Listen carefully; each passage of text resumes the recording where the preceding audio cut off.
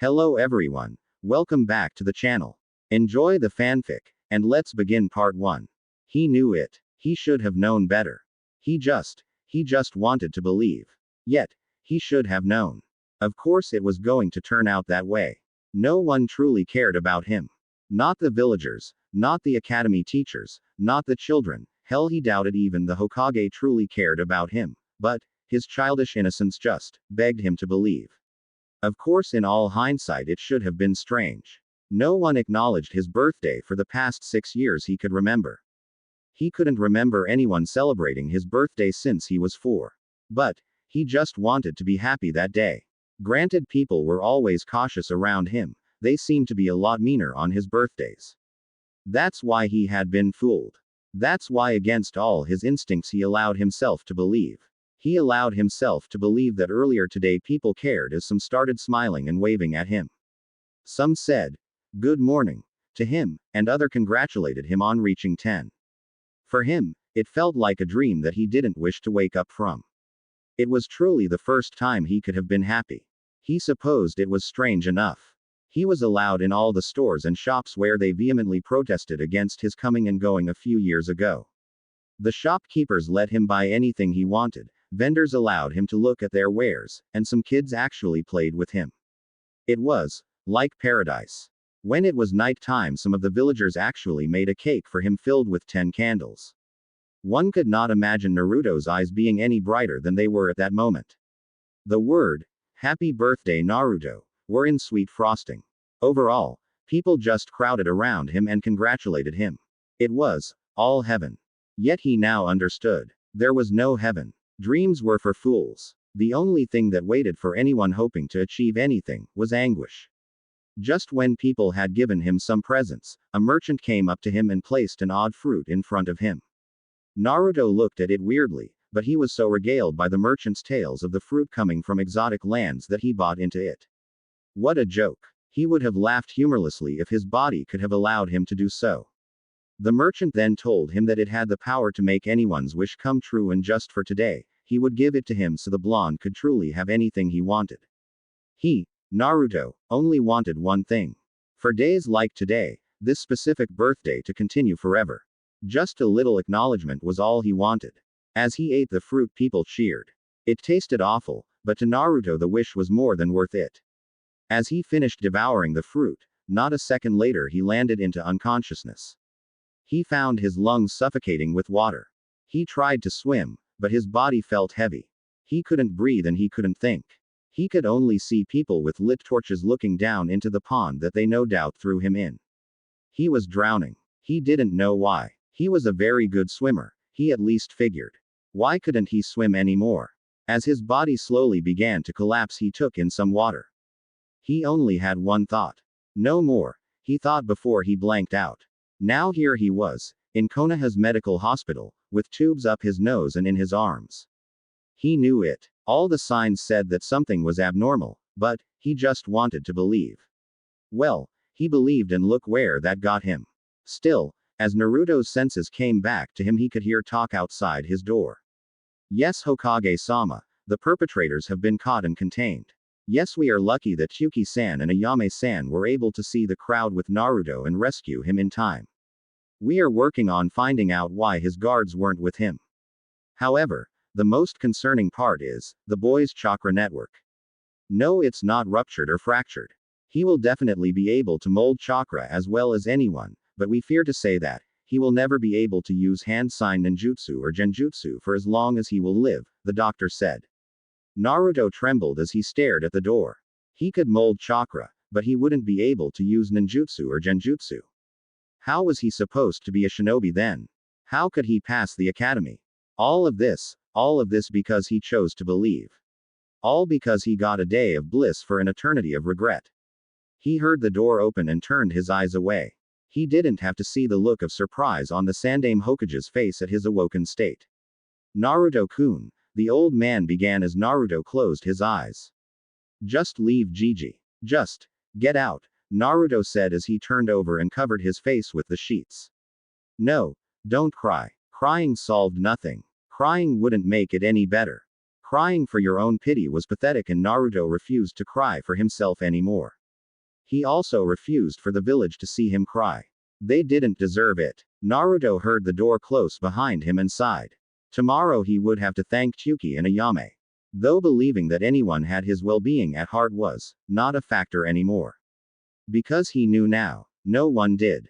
The next morning, Naruto was ejected from the hospital courtesy of the Sandaime Hokage. Naruto-kun, about last night. You have my sincerest apologies, Hiruzen said as Naruto looked down at the ground. It was the day after his 10th birthday, and as he had seen, the blissful facade of yesterday was entirely gone. People pulled their children away from him, some murmured rumors about him, others just saw fit to stare at him. The only thing this served to remind him was that he had blissfully believed in a dream. It's okay, Gigi. You couldn't have known, Naruto said, and Sarutobi could only be concerned about the cold tone that Naruto had addressed him in. So lacking in warmth and mirth like the old times. Still, Hiruzen expected Naruto to be somewhat angry over these events. Especially since now he had heard the news from the head doctor last night. Hiruzen would have liked to sit down with Naruto and explain things, but when Naruto asked him to leave he could feel the boy's despair. Truly he had failed Minato and Kushina. As the two came up to the house, Hiruzen watched Naruto sit on the bed in his bedroom. Hiruzen expected Naruto to go to get ready for school, but he just watched Naruto look out the window. Hiruzen frowned before taking a seat at the bed. Naruto-kun, you still have to go to the academy. I know you're sad and frustrated, but you still need to go to school, Hiruzen said as Naruto looked out the window. Naruto chuckled dryly. Hiruzen narrowed his eyes as Naruto turned back to him. Go back to the academy. Go back to the academy. And do what, Gigi? You heard them. I can't perform any ninjutsu or genjutsu anymore. I'll never pass the academy now. I'll never be a shinobi either. I've got nothing left. You know why I have nothing now? Because I had everything I could have wanted for one day. Yesterday. My birthday. Everyone paid attention to me, accepted me, appreciated me, and it was all a lie. It's all been a lie. Naruto proclaimed angrily. Sarutobi didn't respond just yet as Naruto glared out the window. That is true. Things are much harder for you, Naruto-kun, and on my name as Hokage of Konoha, I will see to it that the people who did this to you are punished accordingly, but the Naruto I know wouldn't give up from a small setback like this. Stop him, Sarutobi said, making Naruto snarl. The Naruto he knew. There was nothing for that Naruto anymore. Besides, the doctor didn't say that you couldn't mold or channel chakra, but you couldn't do so with hand signs.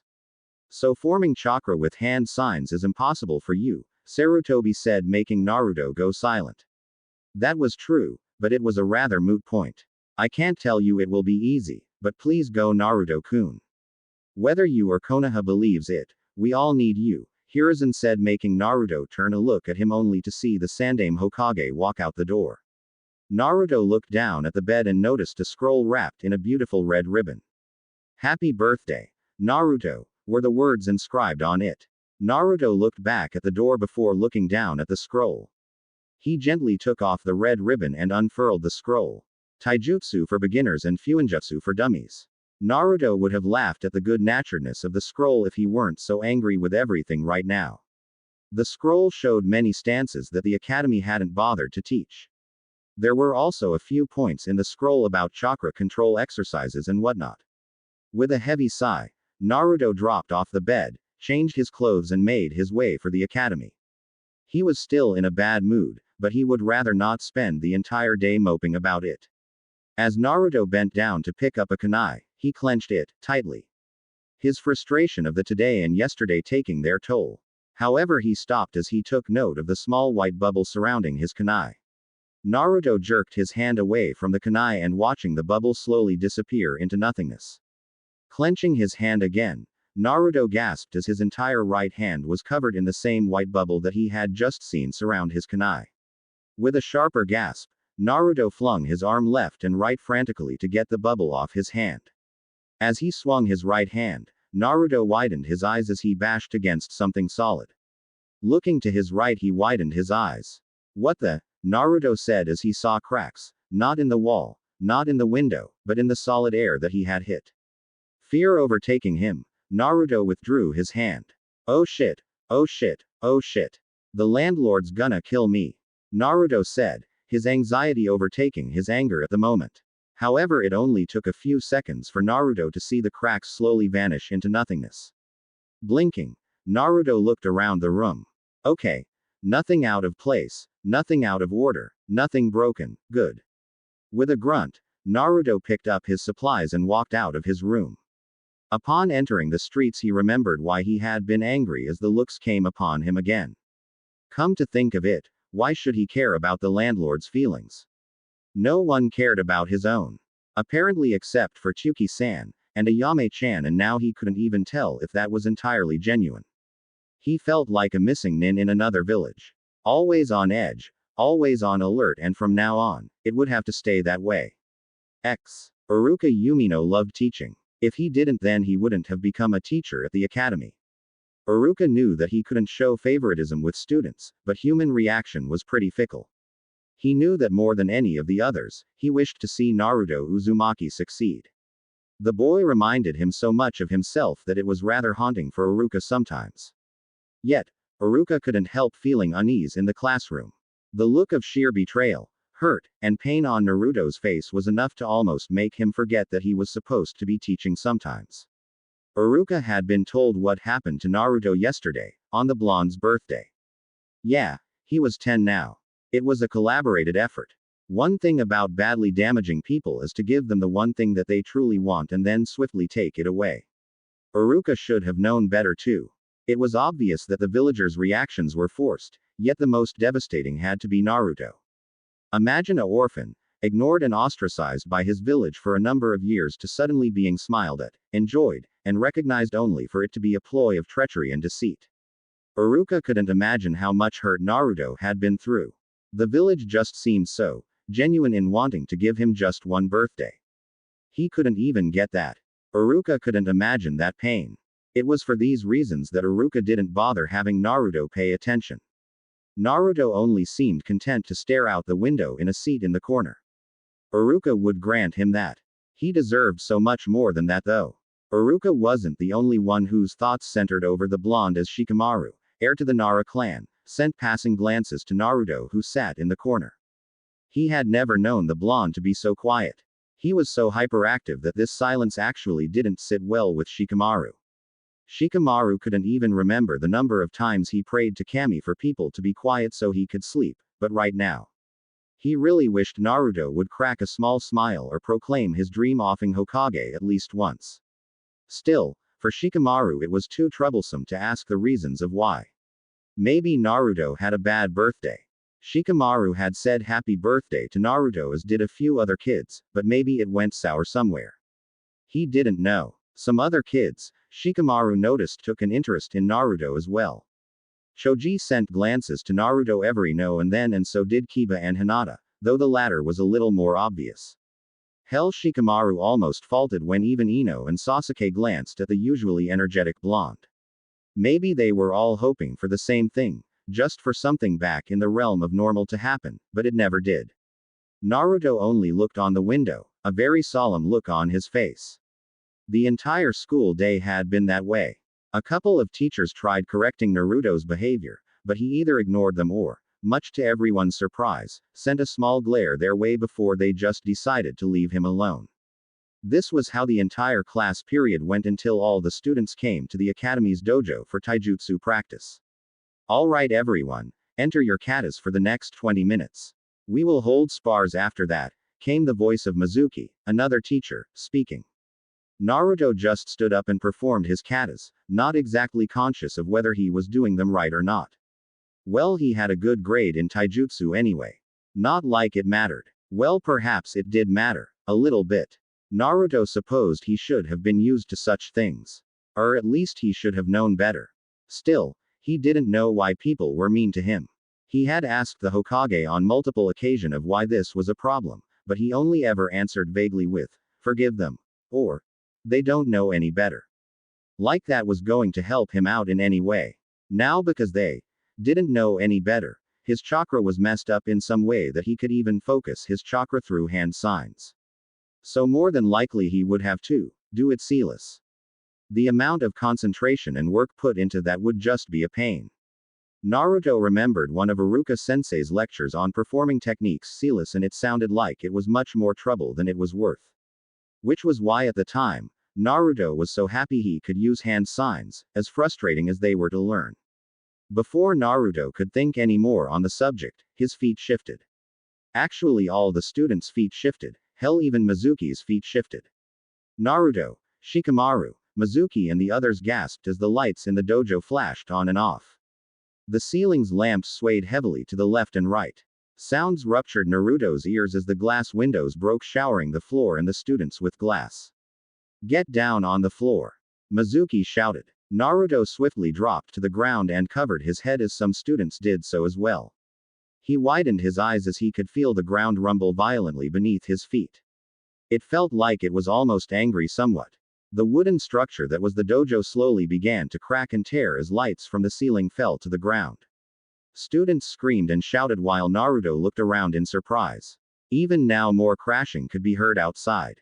Debris fell over Naruto as he shielded his body as best he could.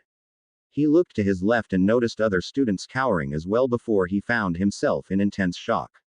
The dojo was flipping itself at an angle. Naruto found himself sliding across the floor along with the other students. Girls screamed and boys shouted. Mizuki cursed as he tried to keep his balance on the unsteady dojo as best he could.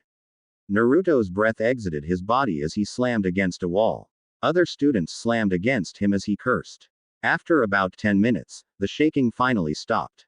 Naruto opened one of his eyes and groaned. Multiple children were groaning and even some of the female population screamed stupid words of hentai and pervert, for no doubt having landed awkwardly with a boy. Naruto didn't actually care about that right now, but he was surprised to see Mizuki standing on the floor. This would not have been such a big shock if the dojo wasn't flipped and the floor wasn't pointing at the sky. He was standing with like normal walking. Is everyone alright? Mizuki asked. Many students nodded, though Naruto could see that they were shaken up. In response, Mizuki flew out one of the windows before letting down a grappled kunai. Taking the kunai into their hands, each student proceeded up the floor of the dojo. Finally, as Naruto scaled the walls, he wondered what that monstrous rumble was. As he got outside, with the help of Mizuki, he paused in surprise. The academy was a pile of nothing. Houses in almost every direction laid in ruin. The Hokage mansion had a large crack to its side. The Hokage stone faces were cracked on each of their faces. It was actually almost a miracle that they didn't fall from where they stood. As he looked out, Naruto couldn't help remembering what happened in his apartment. Had he done this? No, there was no way he could have done all this. Were the people right? Was he really a monster? Okay kids, prepare to make your way to the Naruto. Get back here, Mizuki shouted as Naruto hopped off the dojo and ran off back to his apartment. The other students watched him leave like a bat out of hell. Naruto didn't go home. After years of pranking the Konoha population, he knew that this was the first place the teachers would look, if they truly gave a damn about him, which, after yesterday, he truly didn't believe anymore. Luckily, I know just the place to go, Naruto said to himself as he dashed forward some more. With time, he found his place in a lone plain surrounded by outer trees. Naruto imagined he was a bit of a distance away from the village, so he hoped that he was alone. Looking left and then right, Naruto swallowed the lump in his throat. He covered his left hand before he tightened it into a fist. He tried hard to remember that feeling from earlier. His frustration and his anger from yesterday, all the things the villagers did to him that night. He remembered it all. Naruto shivered when he noticed his left hand covered in the same white bubble that his right hand was covered in yesterday. It was strange, Naruto didn't feel any particular cold or warmth from the bubble. It just sat there covering his hand as if it was telling him to do something with it. Taking a deep breath, Naruto looked out from the plains into the trees. He took a deep breath before he drew his fist back and sent it forward. Naruto watched the air in front of him crack before a massive shockwave erupted from his vicinity and into the pile of trees, making them explode in earthly force. At least 5 trees piled over each other as the ground tore from the sheer force that Naruto threw out. Naruto looked down at his hands in surprise.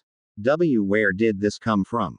Naruto asked himself. Was it that fruit that those bastards had me eaten yesterday for my birthday? Naruto thought aloud. Oh, this was awesome. Naruto had to tell Iruka-sensei. He had to tell Hokage Gigi. He had to tell every. Naruto stopped his jubilation. While he was excited, he still didn't forget. He was still responsible for the destruction that happened just then, whether he was aware at the time or not. Still, he didn't need to go telling anyone. He didn't know who would care and who wouldn't care. Right now, Naruto could only be happy that he had something even more awesome that Sasuke Tem's precious family Sharingan. But, how could he use it? As happy as he was to have this, he didn't want to keep remembering yesterday as a source for this power. Still, that perhaps had to help him with another theory of his. He looked over at a small pond.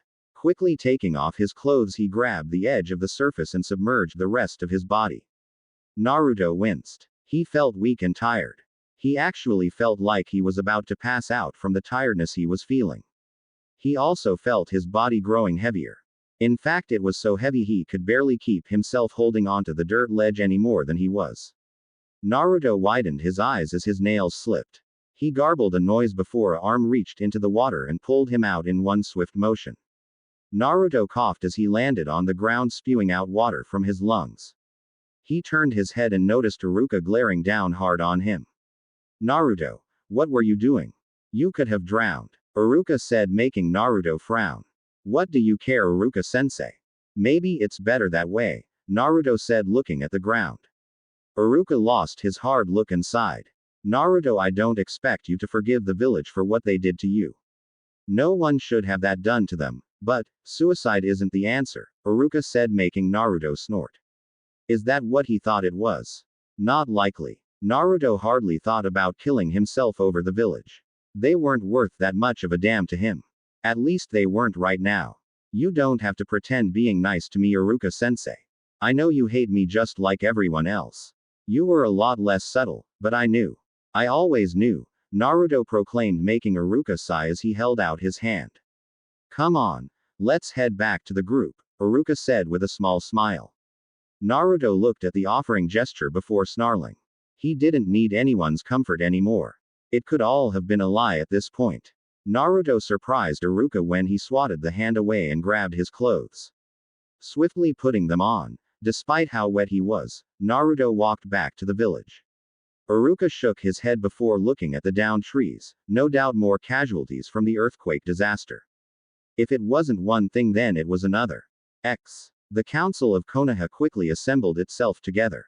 While the council only ever truly needed to come together once a month to discuss matters of utmost importance, there were always exceptions to every rule. One of those exceptions happened to be natural disasters in these cases. Are we positive that this was not an attack by foreign shinobi? Asked Homura Mitokado. Since the Hokage mansion had been attacked by the earthquake, it was standard procedure to move all influential figures from the premises into a special, secret, underground facility to conduct meetings of importance. The sensors have not picked up anything to indicate that chakra was used in the attack. As we all know, whenever a jutsu is used, then residue chakra is left over. There was no chakra in this attack. It is not so uncommon for natural disasters to happen every now and then, came the next voice of Kaharu Utatane. She glanced towards the Sandame and Danzo, both whose expressions gave nothing away. Is it a coincidence that this happened after the Jinchuriki's birthday? Danzo asked, forcing the three other council members to narrow their eyes. Hiruzen sent an unpleasant look at Danzo, but the bandaged man only matched his glare professionally. They had to look at all the angles, even unfavorable ones. You believe the seal to be deteriorating already? The boy is only 10 now. The Yondaime Hokage was one of Konoha's greatest seal masters, far surpassing even Jiraiya of the Sannin, Homura said. If it was the case and the seal was deteriorating, then they would need to prepare for the worst of worst circumstances. They would need to contact Jiraiya of the Sannin to take a look at the boy's seal if that were indeed the case. Granted, his birthday was unfortunate, best word I can use, he must still become aware of his responsibility to this village. Hiruzen, your compassion for the boy is clouding your better judgment for the village, Danzo said, making Hiruzen frown as he looked at his three former teammates. We are not here to discuss Naruto Uzumaki, Danzo. We are all here to discuss the natural disaster that has just taken place within Konoha's walls, Sarutobi said, attempting not only to change the subject, but to also bring everyone back on point as well. The others seemed to know what he was doing, but they went along with it. Not much that they could do about it. With a small nod of her head, Kaharu took out a piece of paper and held it up. Well then, we will place the Kyuubi Jinchuriki aside for the moment. The damage casualties are actually lower than we thought. None were killed, but 34 were injured. At least 200 people have small injuries, but nothing that a night's rest won't fix. However, the districts are looking much worse for wear. The red light district has no power and some buildings have been destroyed. The commercial district has suffered minor casualties as well. As we all know, the academy has been damaged as well. Luckily, no students were killed in the disaster. However, the dojo was flipped on its side. We might have to repair the entire thing. Lastly, the Hokage Mansion and Hokage Stone faces suffered damage as well. However, we can repair those at any time. By the calculations of those in the science department, the earthquake was registered to be just under a 6.0 on the scales. Kaharu finally finished his Sarutobi, placed a finger to his chin. No doubt some of this will put Konoha in a deficit. Perhaps we should speed up the graduation process for the students, Homura recommended. The kids at the academy are hardly prepared to become genin. I do not say this to coddle them, but rather to scold not only them, but also the academy. They should have been in the force by the time they were 7 or 8, not 12 or 13. It's obvious that the standards for the academy has dropped, Danzo said harshly. And what would you have us do to remedy that situation? It's not like we can just chance the curriculum, Hiruzen said, making Danzo place a finger to his chin. He looked at his surrounding council members before he closed his eyes. In order to get out of this deficit, we are going to have to do many things that we don't like. We are shinobi. Honor is not in our code of conduct, Danzo said, making the 3 other members remain silent as Danzo spoke with them about the obvious routes or plans that they could take. Naruto panted as he tried to look over the taijutsu scrolls that the Sandaime had given him. Hidden motive or not, they were still beneficial to him in some way, so he would use them to the best of his ability. However, forgive him if he was too scared to throw out a full punch with some exuberance. If he accidentally cracked the air again, he didn't want to know what would happen. Luckily, the apartment had been left standing as well as all the buildings behind said apartment. Unluckily, the apartment was cramped with people needing housing and shelter as some homes were wrecked. Oh well, at least Naruto was alone. Not like anyone would room with him anyway, and he wouldn't let anyone. No telling what they would do anymore. With a small grunt, Naruto released a tired breath and pulled out a bottle of water. He refreshed himself before sitting on his bed. When Naruto and Iruka had returned to the group, Naruto had been chastised for running off by a few teachers. He didn't really care to remember. However, once that was done, Naruto participated in the relief effort around the village, such as cleaning up debris and the like. Once that was done, Naruto was allowed to go home. Naruto knew he had been cold to Iruka instead of thankful that the man had saved his life, but Naruto didn't know what to believe or who to trust anymore. He hadn't had the chance to thank Chuki and Ayame for saving him. He had hoped that they were alright. If no one else, Naruto at least hoped that they were who they said they were. With a sigh, Naruto held up his hands and tightened his fists. The white bubbles appeared once again. If Naruto could control this, then he would show the damn village that he was worth a damn. He would show that he wasn't a useless dead last like everyone proclaimed. Yet, more than anything, Naruto wanted to master this power for himself. Perhaps merely to prove to himself that he could be who he wanted and not what others deemed him to be. With a small nod, Naruto allowed the white bubbles to vanish without usage. With a small sigh, Naruto turned out the lights to his room and hopped into the shoulder. It was going to be a cold one, but it was a shower nonetheless. After he had done so, he would go to bed and get ready for the next day. With a groan, Naruto woke up to a knock on his door. He cursed before pulling himself from his bed. As he tiredly opened the door, he barely registered the voice that spoke. Uzumaki Naruto. The person asked as Naruto rubbed his tired eyes. Who wants to know? Naruto asked, letting his vision come back in time for him to see who he was addressing, only to freeze when he stared face to mask as two Anbu looked down at him. Naruto shivered at his doorstep. Was he found out? Did they know he caused the destruction yesterday? Was He going to be executed as a monster. Naruto swallowed the lump in his throat as the other Anbu spoke. All academy students are to report to training ground 1. Wait there for further instruction, was all the Anbu said before he and his partner vanished out of sight, leaving Naruto in his shirt and boxers.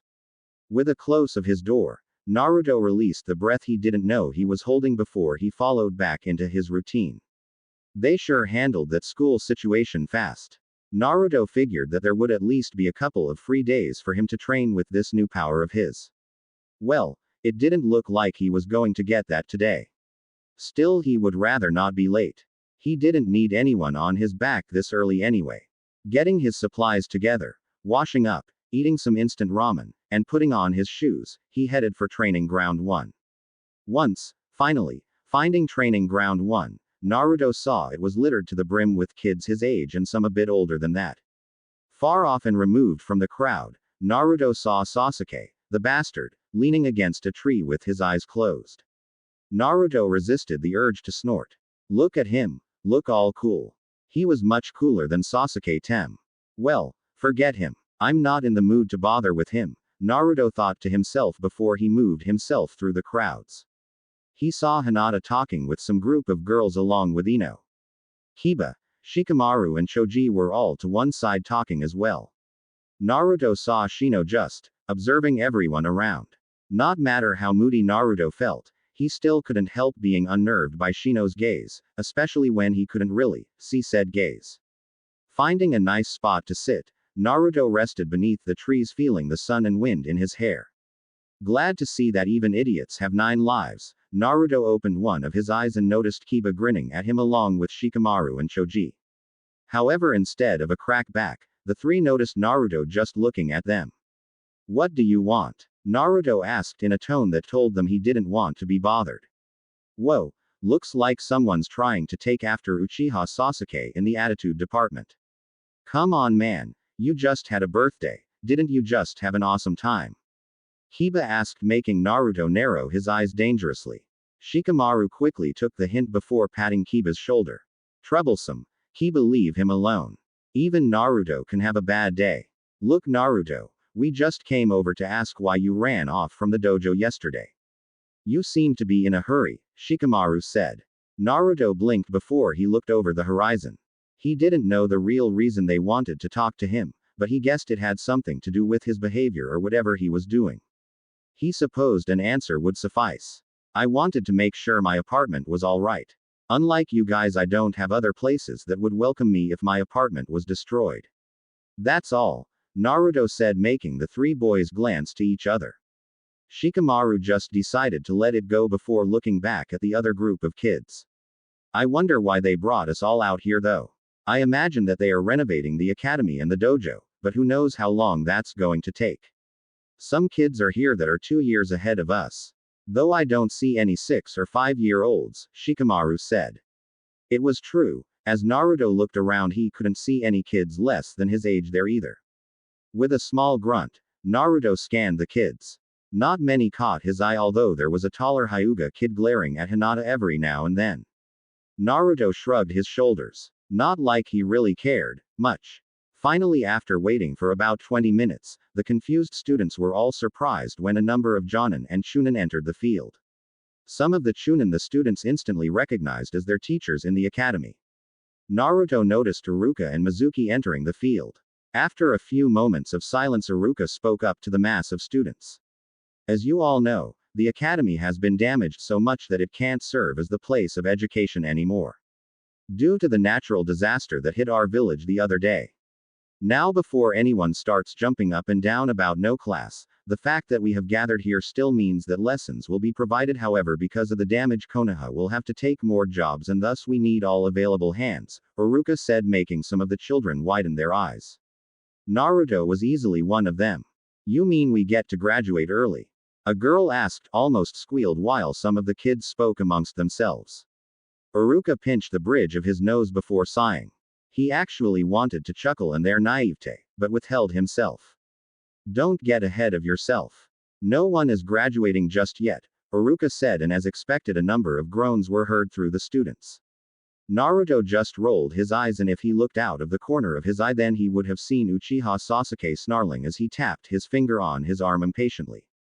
Hearing their groans, Iruka chuckled to himself before clearing his throat. Alright, calm down, calm down. As of yesterday we are implementing a new academy learning style with the students. We have allowed you to have them, but now is the time to rid yourselves of your delusions of grandeur about the applications of being a shinobi. Now until your graduation you will be paired off with 2 other teammates and 1 Jonin instructor. We call this the simulation course. You will do all the missions as required of a genin.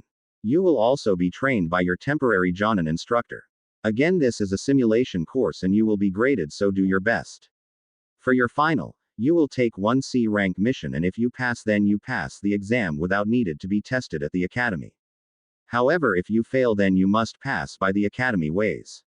I will now read off the list, Iruka said, making Naruto gawk. He could pass the academy.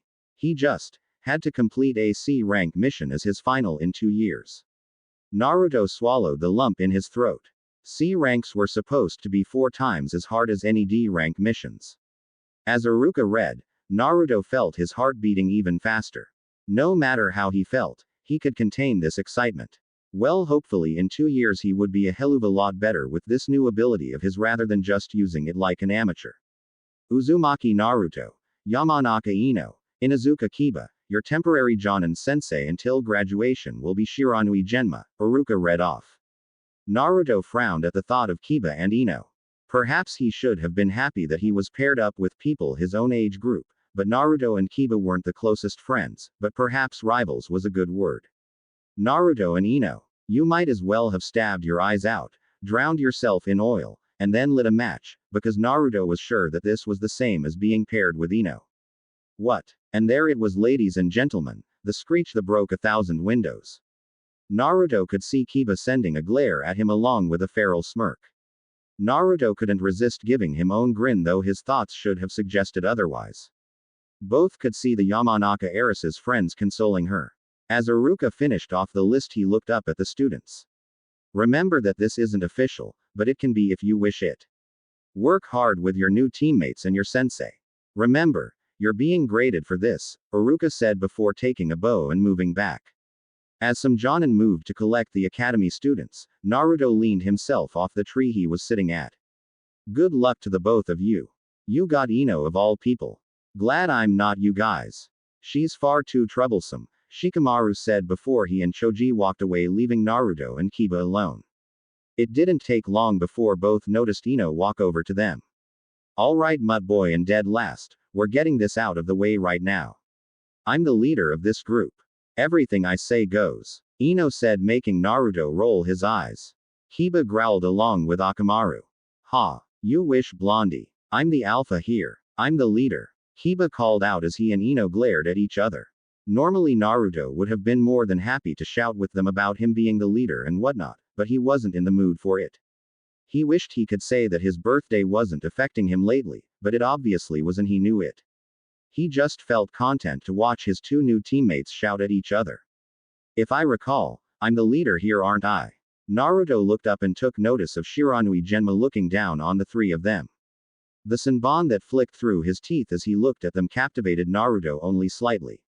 He managed to break his gaze as the 2 of his teammates swallowed the lumps in their throat.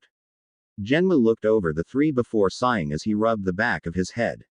Okay, I guess we should get introductions over with. Well, we have 2 years to learn about each other, we'll handle that later. For right now, we won't take any missions. I would normally let you all do your own thing for today, but I doubt any of your 3 know how to train properly. So today will be physical conditioning. Also, Uzumaki Naruto, I was told about your condition from Hokage-sama. I have things planned for you as well, Genma said, making Naruto frown. Ino and Kiba glanced to Naruto. Both weren't aware that he had a condition of some kind. While they hoped it wasn't serious, they didn't actually have any prompts to ask either. Alright, you 3, 10 laps around the pond. Chop chop, we're burning sunlight, Genma said, clapping his hands. Ino and Kiba groaned while Naruto followed after them, a little concerned. For whatever reason he couldn't swim anymore and he sank like a stone in the water. He'd much rather avoid all water sources if he could help it.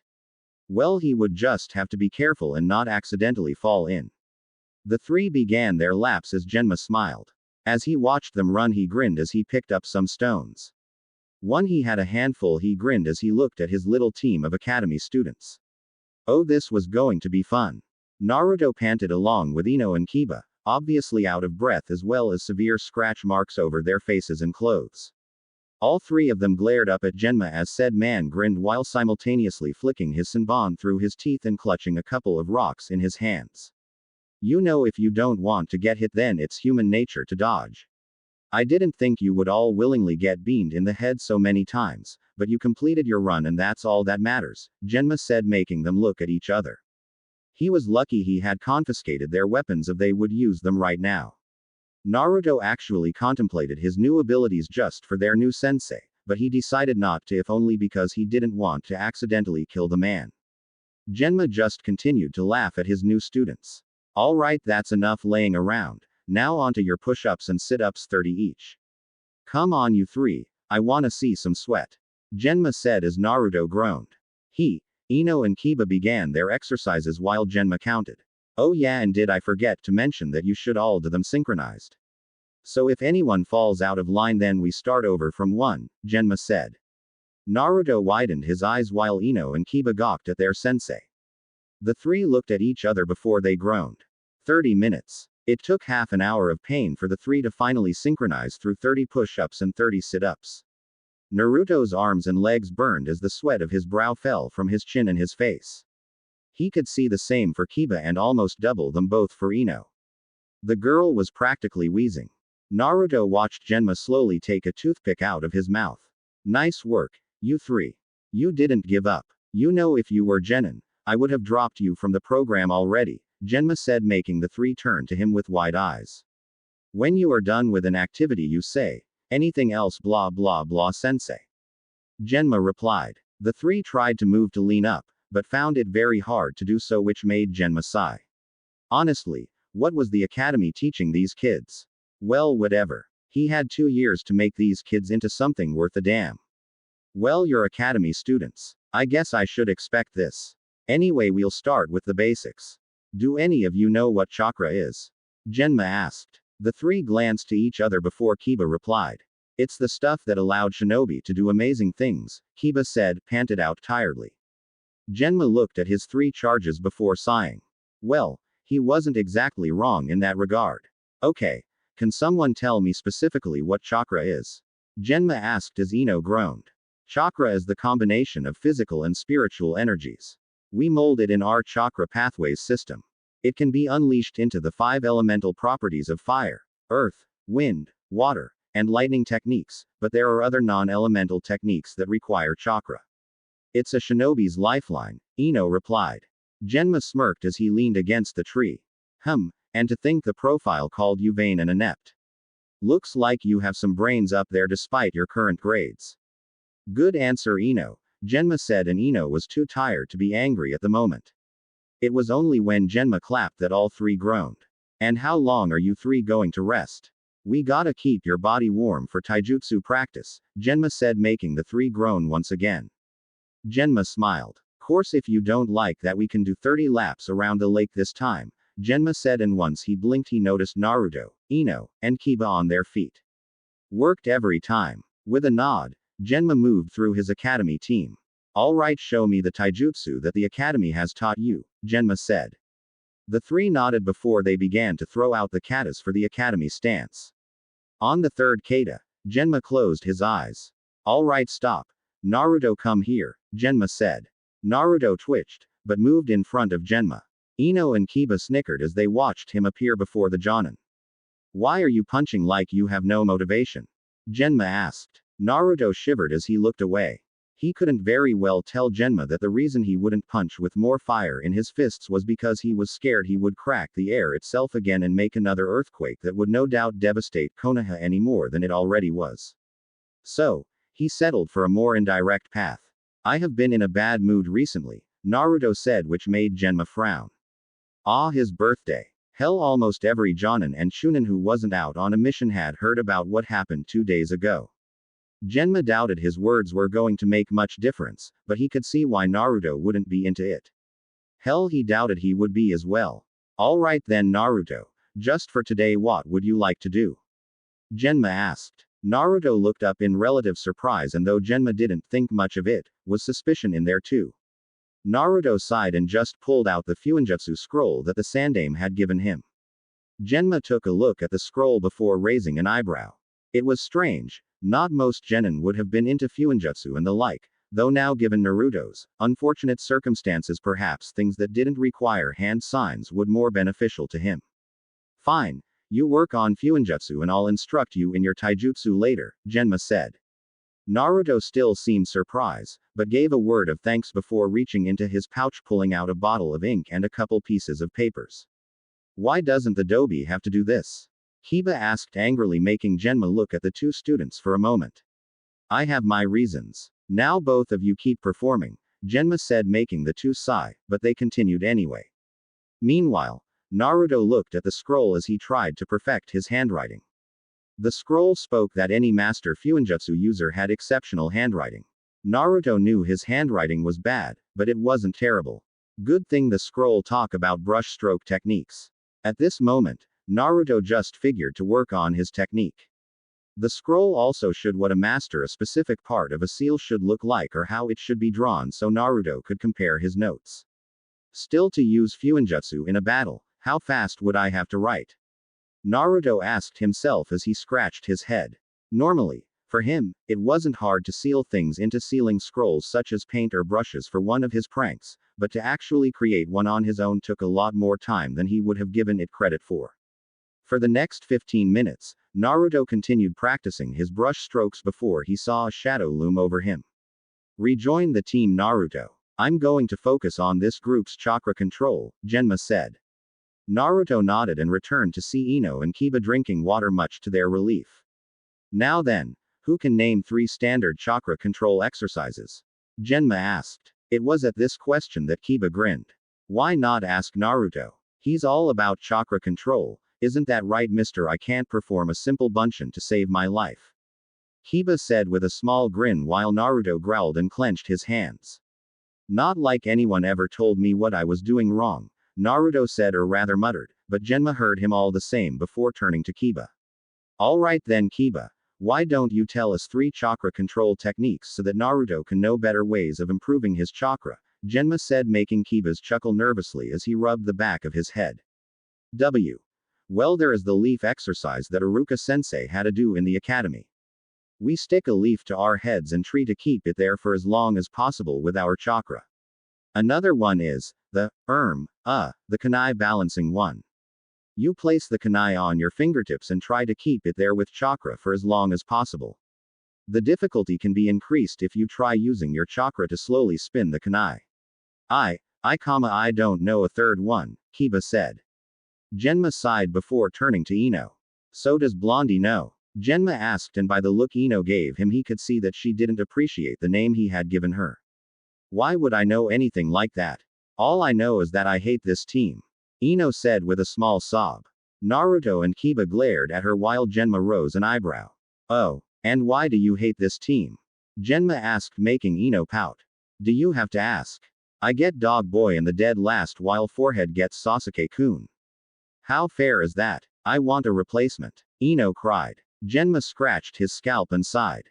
Ah, the last Uchiha. True, Genma did sympathize with the boy for going through that experience, but misfortune followed everyone.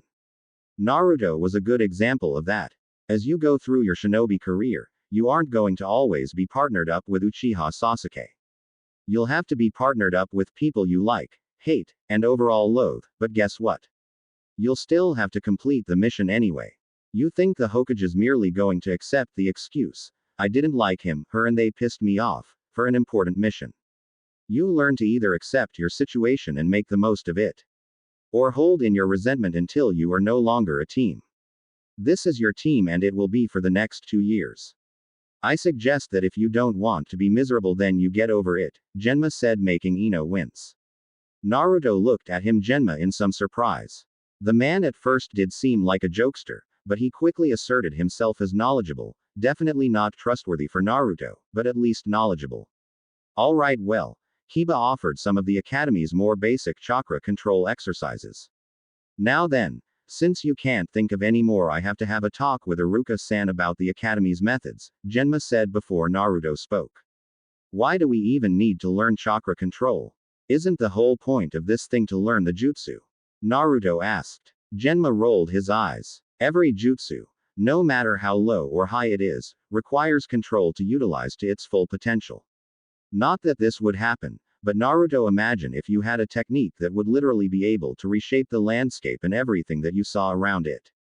If you had no control, not only would you be doing damage to yourself, but also to your enemies, your allies, and any innocents caught in the crossfire. The Academy emphasizes control because without control of one's chakra, then one uses more than what is needed or even less than what is required, leaving the user to either injure themselves and others or become useless. Control is about safety, Genma stated firmly, making Naruto flinch as he remembered the events that transpired yesterday. If he had control and didn't flail his right arm around the dojo, the Academy and a good measure of Konoha wouldn't be debris. Naruto couldn't imagine how many people he had hurt in that accident.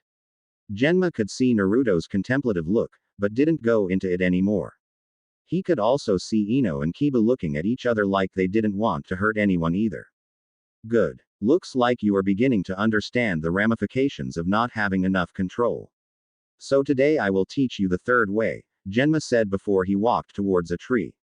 He quickly used a hand sign before placing his foot on said tree.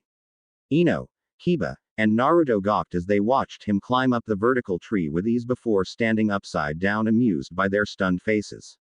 Kids these days. When he was a genin, if you didn't know this, then you didn't graduate. Well, whatever. They say ignorance is bliss, but for shinobi ignorance is death. Learning to do this is the first step in mastering the variety of techniques that the world has, as well as creating your own. Genma said before the three noticed three kunai at their feet. We take no missions and we learning nothing else until you get this down first. Use those kunai to mark your progress if you must. This shouldn't be too difficult for you, but for inspiration, whoever doesn't get it this training session, doesn't eat, Genma said with a grin. Naruto dropped his jaw while Ino and Kiba snarled. That's not fair, Ino shouted, making Genma shrug his shoulders. I should care. Why? Get started or none of you will be getting lunch. Now remember, too little chakra and you fall off. Too much chakra and you'll damage the tree. Get to it, Genma said, and quickly the three picked up the kunai. Naruto gave a small sigh before he turned to see his teammates perform the hand sign. With a firm resolve, Naruto nodded and did the same. Kiba quickly ran at the tree and managed to get a good 6 steps before having to jump back.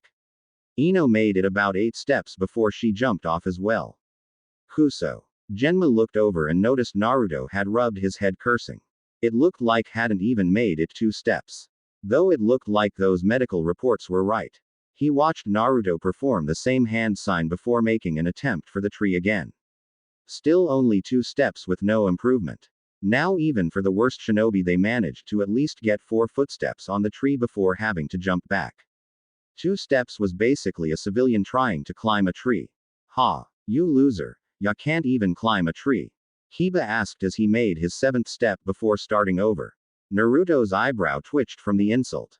Cut him some slack, dog breath, you're not doing any better. Ino shouted as she grinned while kicking her legs up on the tree. Genma raised an eyebrow before sighing. Looks like he had more work that he had anticipated. Well, looks like Ino-chan has the best chakra control of all of the 3.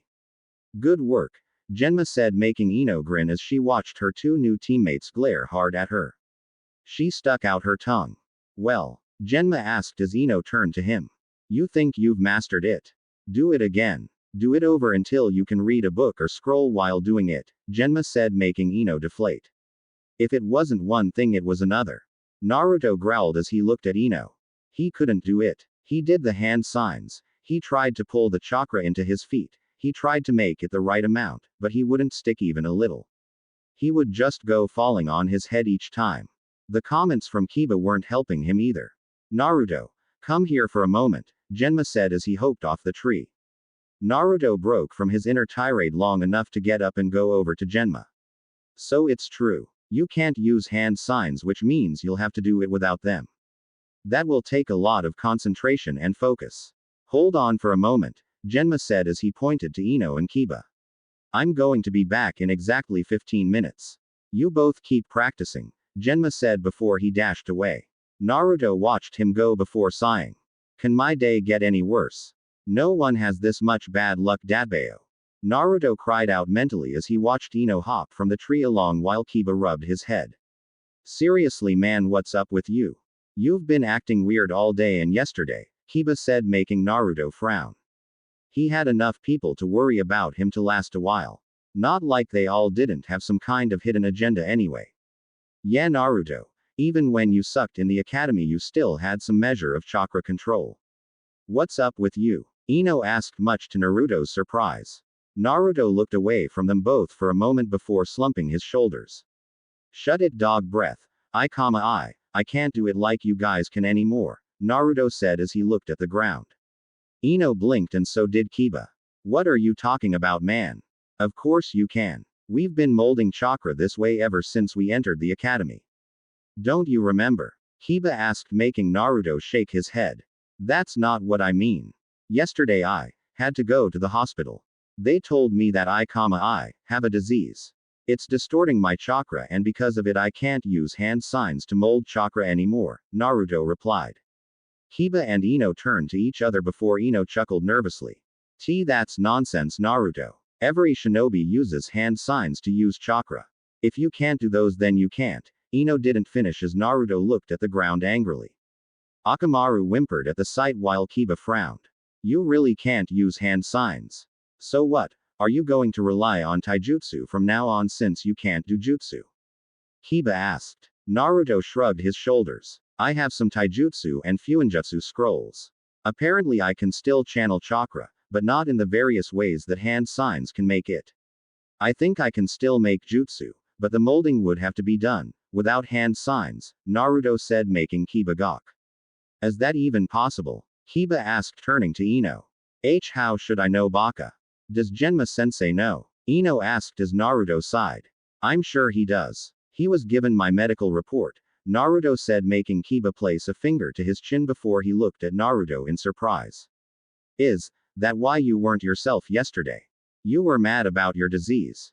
Kiba asked and Naruto looked away. Judging by the pained expression on his face, Ino smacked Kiba over the head while muttering something about tact, but Naruto didn't pay them any mind. He merely sighed and stuffed his hands in his pockets. Well, that's part of it, Naruto answered honestly. It did feel good to talk, but Naruto doubted that they would have truly known if he had done otherwise. Man, I can't imagine using ninjutsu without hand signs, Kiba said, making Ino smack her face. Shush, you idiot. Stop bringing it up already. Well, Naruto, maybe Genma-sensei will help you out when he gets back. We'll force him to if we have to. No one can say no to me, Ino replied, making Naruto frown. He looked at the two almost accusingly. Why are you guys helping me? You were never this nice to me before, Naruto replied suspiciously. Ino and Kiba paused before Ino snorted, folded her arms and looked away. Don't get ahead of yourself, dead last. I still think you're a nuisance and nowhere near as cool as Sasuke-kun, but I think everyone deserves a chance to excel in something, even if the circumstances say otherwise, Ino said as she marched back to the tree while Kiba just shrugged and moved to continue his tree climbing exercises. Naruto watched them go before looking at the ground. He moved to pick up where he left off with the scroll's fuinjutsu lessons. Exactly 15 minutes later, Naruto, Ino and Kiba noticed Genma return to the field. However, he wasn't alone as there was a Hyuga behind him. The Hyuga seemed to be the same age as Genma, give or take a few years. Ino and Kiba quickly stopped their tree exercises. Genma-sensei. About Naruto not being able to climb trees, as unbelievable as it sounds, he can't use, Ino began only for Genma to stop. I already knew Ino. That's why I have Juin Hyuga with me here for a few minutes. Alright, Naruto, perform the tree exercise, Genma said as Naruto nodded.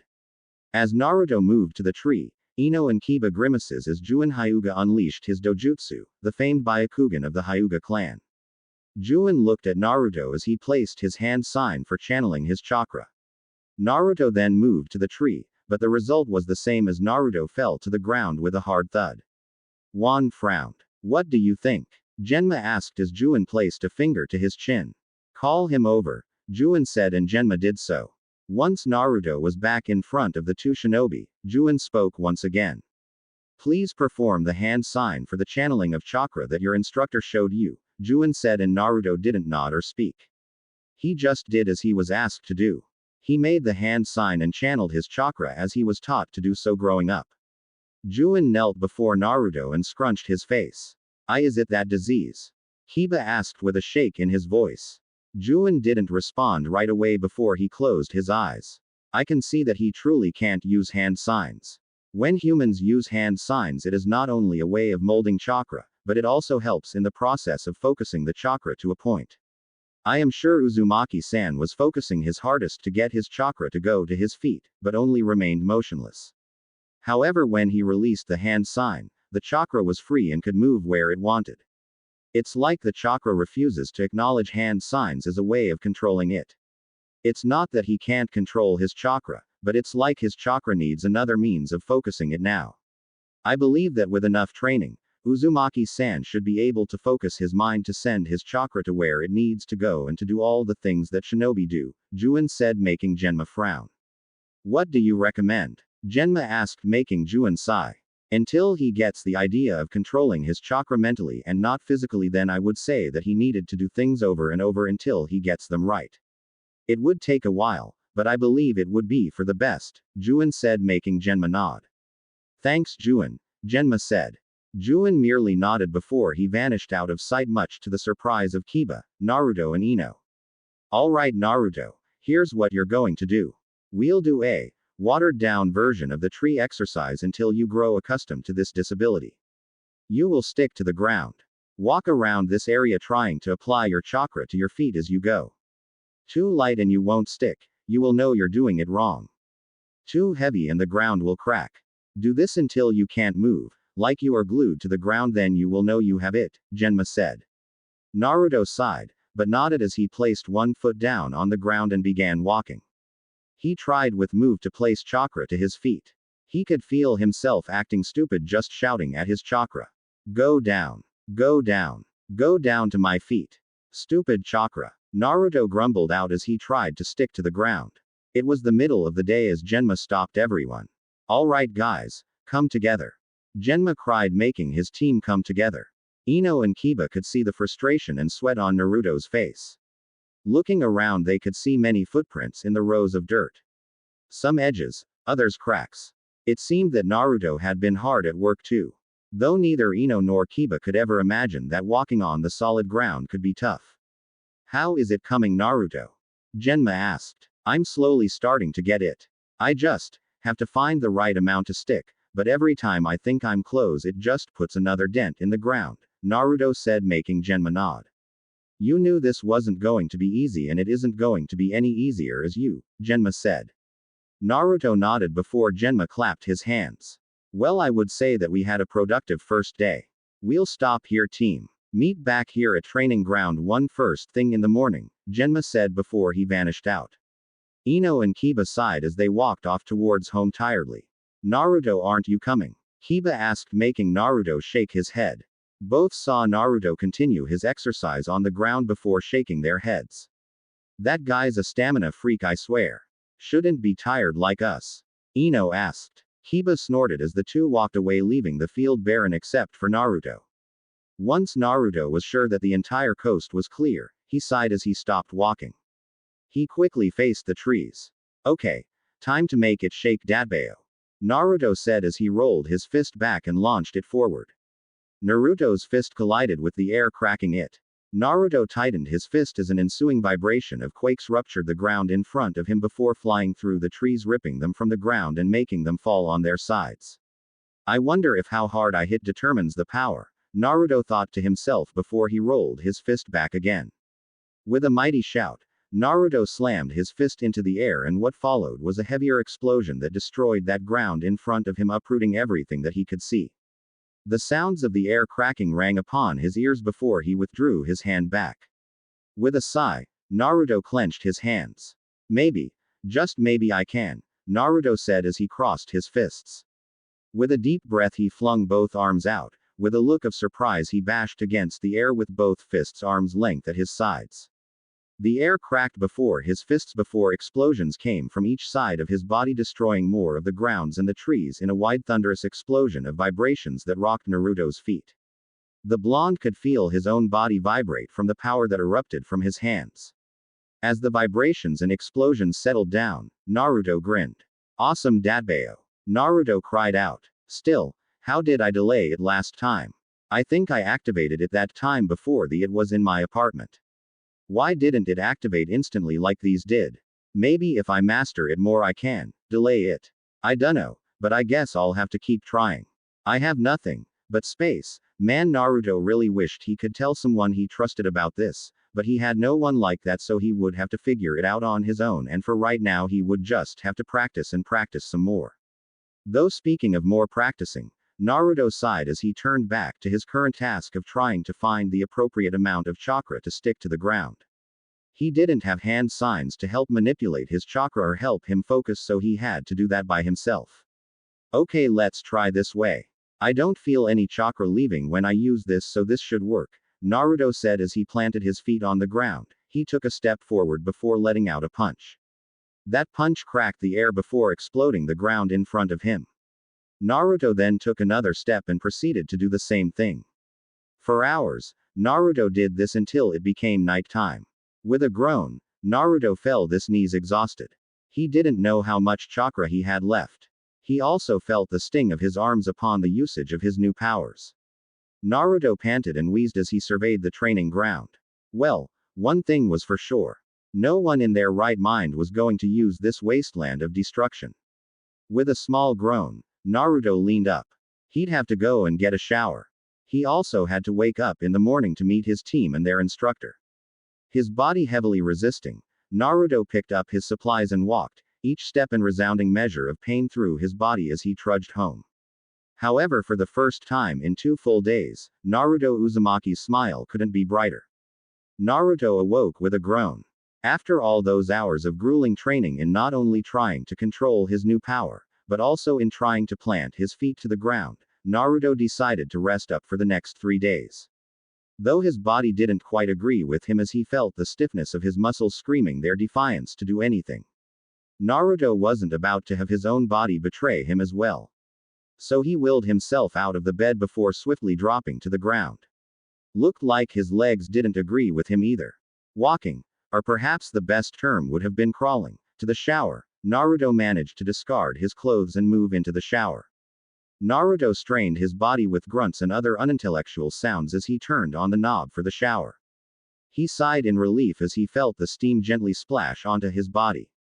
Wait, why don't I feel tired? I thought I couldn't touch water anymore, Naruto thought to himself, but he seemed to be moving fine as he flexed his hands. With the hot water relaxing his muscles, Naruto decided to take the time to grab his bar of soap and run down his body. Well, if there was one thing Konoha was good for, it was their showers. Okay, maybe that was pushing it a little bit. HMPH, with my luck there is a poison laced in this water, Naruto said with a small snort. As Naruto scrubbed his body, he frowned. Looking at the shower head, he glared at it. No way. Not even the villagers could get their hands on the kinds of poisons that shinobi could use, could they? Naruto was more than aware that a select group of shinobi bore him some ill will as well. No, perhaps all of Konoha did. With a heavy sigh, Naruto turned off the shower and washed his body. He then proceeded to eat 1 bowl of cup ramen before throwing that away. He then moved to grab his shinobi supplies and walk out the door. He still had to meet with his apparent team for their next training session. I guess I'd better not show up late, Naruto said to himself as he entered the streets. Konoha still looked like it had been in a bad apocalypse movie. Shops were still rubble and the ground was still violently upheaved. Naruto could actually see some people in worn clothes wandering the streets. Forgive him if he wasn't feeling a bit more sympathetic. Try not to mistake him. Naruto did feel bad. He had no idea how many people he had hurt from the initial destructive quake, but he had done it. All he could do now was control the power he HD to never do it again. Still, Naruto couldn't help feeling a bit vindictive. Give them a taste of what he had to go through at times. With a small snort, Naruto made his way over to the training grounds to meet up with his team. Thankfully everyone was too distracted trying to sort everything out to truly pay him any mind. Finally, at least a moment's peace. Sarutobi narrowed his eyes as he stared at Genma Shiranui, recent instructor for Ino Yamanaka, Kiba Inuzuka, and Naruto Uzumaki, along with Iruka Yumino. Genma turned an eye towards Iruka as the Chunin just finished giving his news. "Is that right, Iruka?" the Sandame asked as Iruka held his head down sadly. He gave a swift nod, making Genma and Sarutobi look at each other. "It looks like his birthday took a larger impact on him than we thought." For Naruto-kun to actually contemplate suicide, Hiruzen said, making Genma flick his sanbon to the left. "I can't say that I blame him. Betrayal like that leads to a life-changing mental state. Hokage-sama, if I may be bold, you have been too lenient with the villagers," Genma said, and Hiruzen didn't blame him in the slightest. He actually felt it that way as well. It was actually with these recent developments that he wanted to tell Naruto about his burden, but given his possible mental state, then try not to blame Sarutobi if he was a little scared to do so at the moment. With a heavy sigh, Hiruzen stood to his feet. "I'll have to arrange a psyche evaluation for Naruto-kun with Inoichi if that is indeed the case. Genma, you go meet with your team, but keep a close eye on Naruto-kun. If he does anything out of the ordinary, then I want to know about it." Out of anything, Sarutobi never wanted to consider Naruto a flight risk of this kind, but if his surrogate grandson was feeling this way, then Sarutobi was going to take every precaution to make sure that this flight risk never even had the opportunity to fester inside the young blonde's mind. "Maybe we should have a regular counselor for him. Someone to help him with his problems," Genma said, making Iruka frown as he looked down at the ground. "And how would that help when he doesn't even know if he can trust us? I have seen the way Naruto participated in classes. He was wary, not just of the academy teachers, but he was wary of even the students. Hokage-sama, I fear to think that we've done much worse to Naruto than we can even comprehend. I don't know the best course of action to take," Iruka said, making Genma flick his sanbon. "Well, it's good that you don't have to worry about those things. For the next 2 years, unless he fails the C-rank mission, then he isn't your concern anymore. He is mine. I'll figure out what to do with him," Genma said before bowing, stepping on his heel, and walking out the door, leaving Sarutobi and Iruka in the room. As the two watched him go, Hiruzen released a puff of smoke from his pipe. "In a sense, he is right, Iruka, but I understand your concerns. However, we'll have to leave it to the Jonin-sensei for right now. However, a mission for you from me. Please inform Inoichi-san that I wish to see him," Hiruzen said. Iruka didn't speak. He just nodded, bowed, and then left without a word. This left Sarutobi alone as he looked over the village, which still looked a lot worse for wear. With a heavy sigh, Hiruzen tipped off his hat. He was getting too old for this. Naruto narrowed his eyes as he tried to keep with his exercise of sending his chakra to his feet, though without hand signs. He still felt so ridiculous as he watched Kiba and Ino make more attempts to climb up the trees.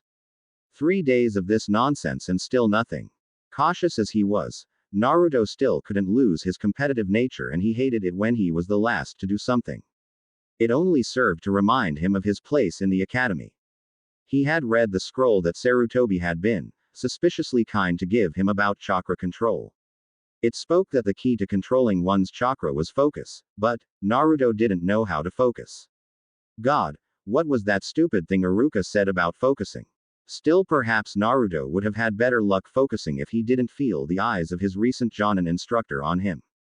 Every time Naruto turned around to look at the man, his eyes were either on Kiba, Ino, or sometimes him to make sure he was doing the exercise right, but Naruto always felt that when his back was turned, Genma was looking at him for different reasons. Did someone tell him to keep an eye on him or something? Was he doing something wrong? No way they were trying to spy on him now, were they? With a deep breath, there was nothing he could do about it right now anyway, so he moved back to his exercise. Naruto stared at his feet. If chakra worked on focus, then perhaps Naruto found a way after all. He quickly stopped his exercises and ran over to his pouch, much to Genma's curiosity. Pulling out his scroll, Naruto read through it one more time to be sure of what he was looking at. He skimmed his eyes over the words before he blinked. He slowly nodded before he closed the scroll and placed it away. Genma watched Naruto head back to the ground. Naruto closed his eyes and took a deep breath and looked down at his feet. He placed his left foot in the air before gently placing it down. Naruto took another step and placed his other foot on the ground. He then attempted to raise his other foot, only for it to remain connected to the dirt and grass. Naruto widened his eyes as he looked down at his feet.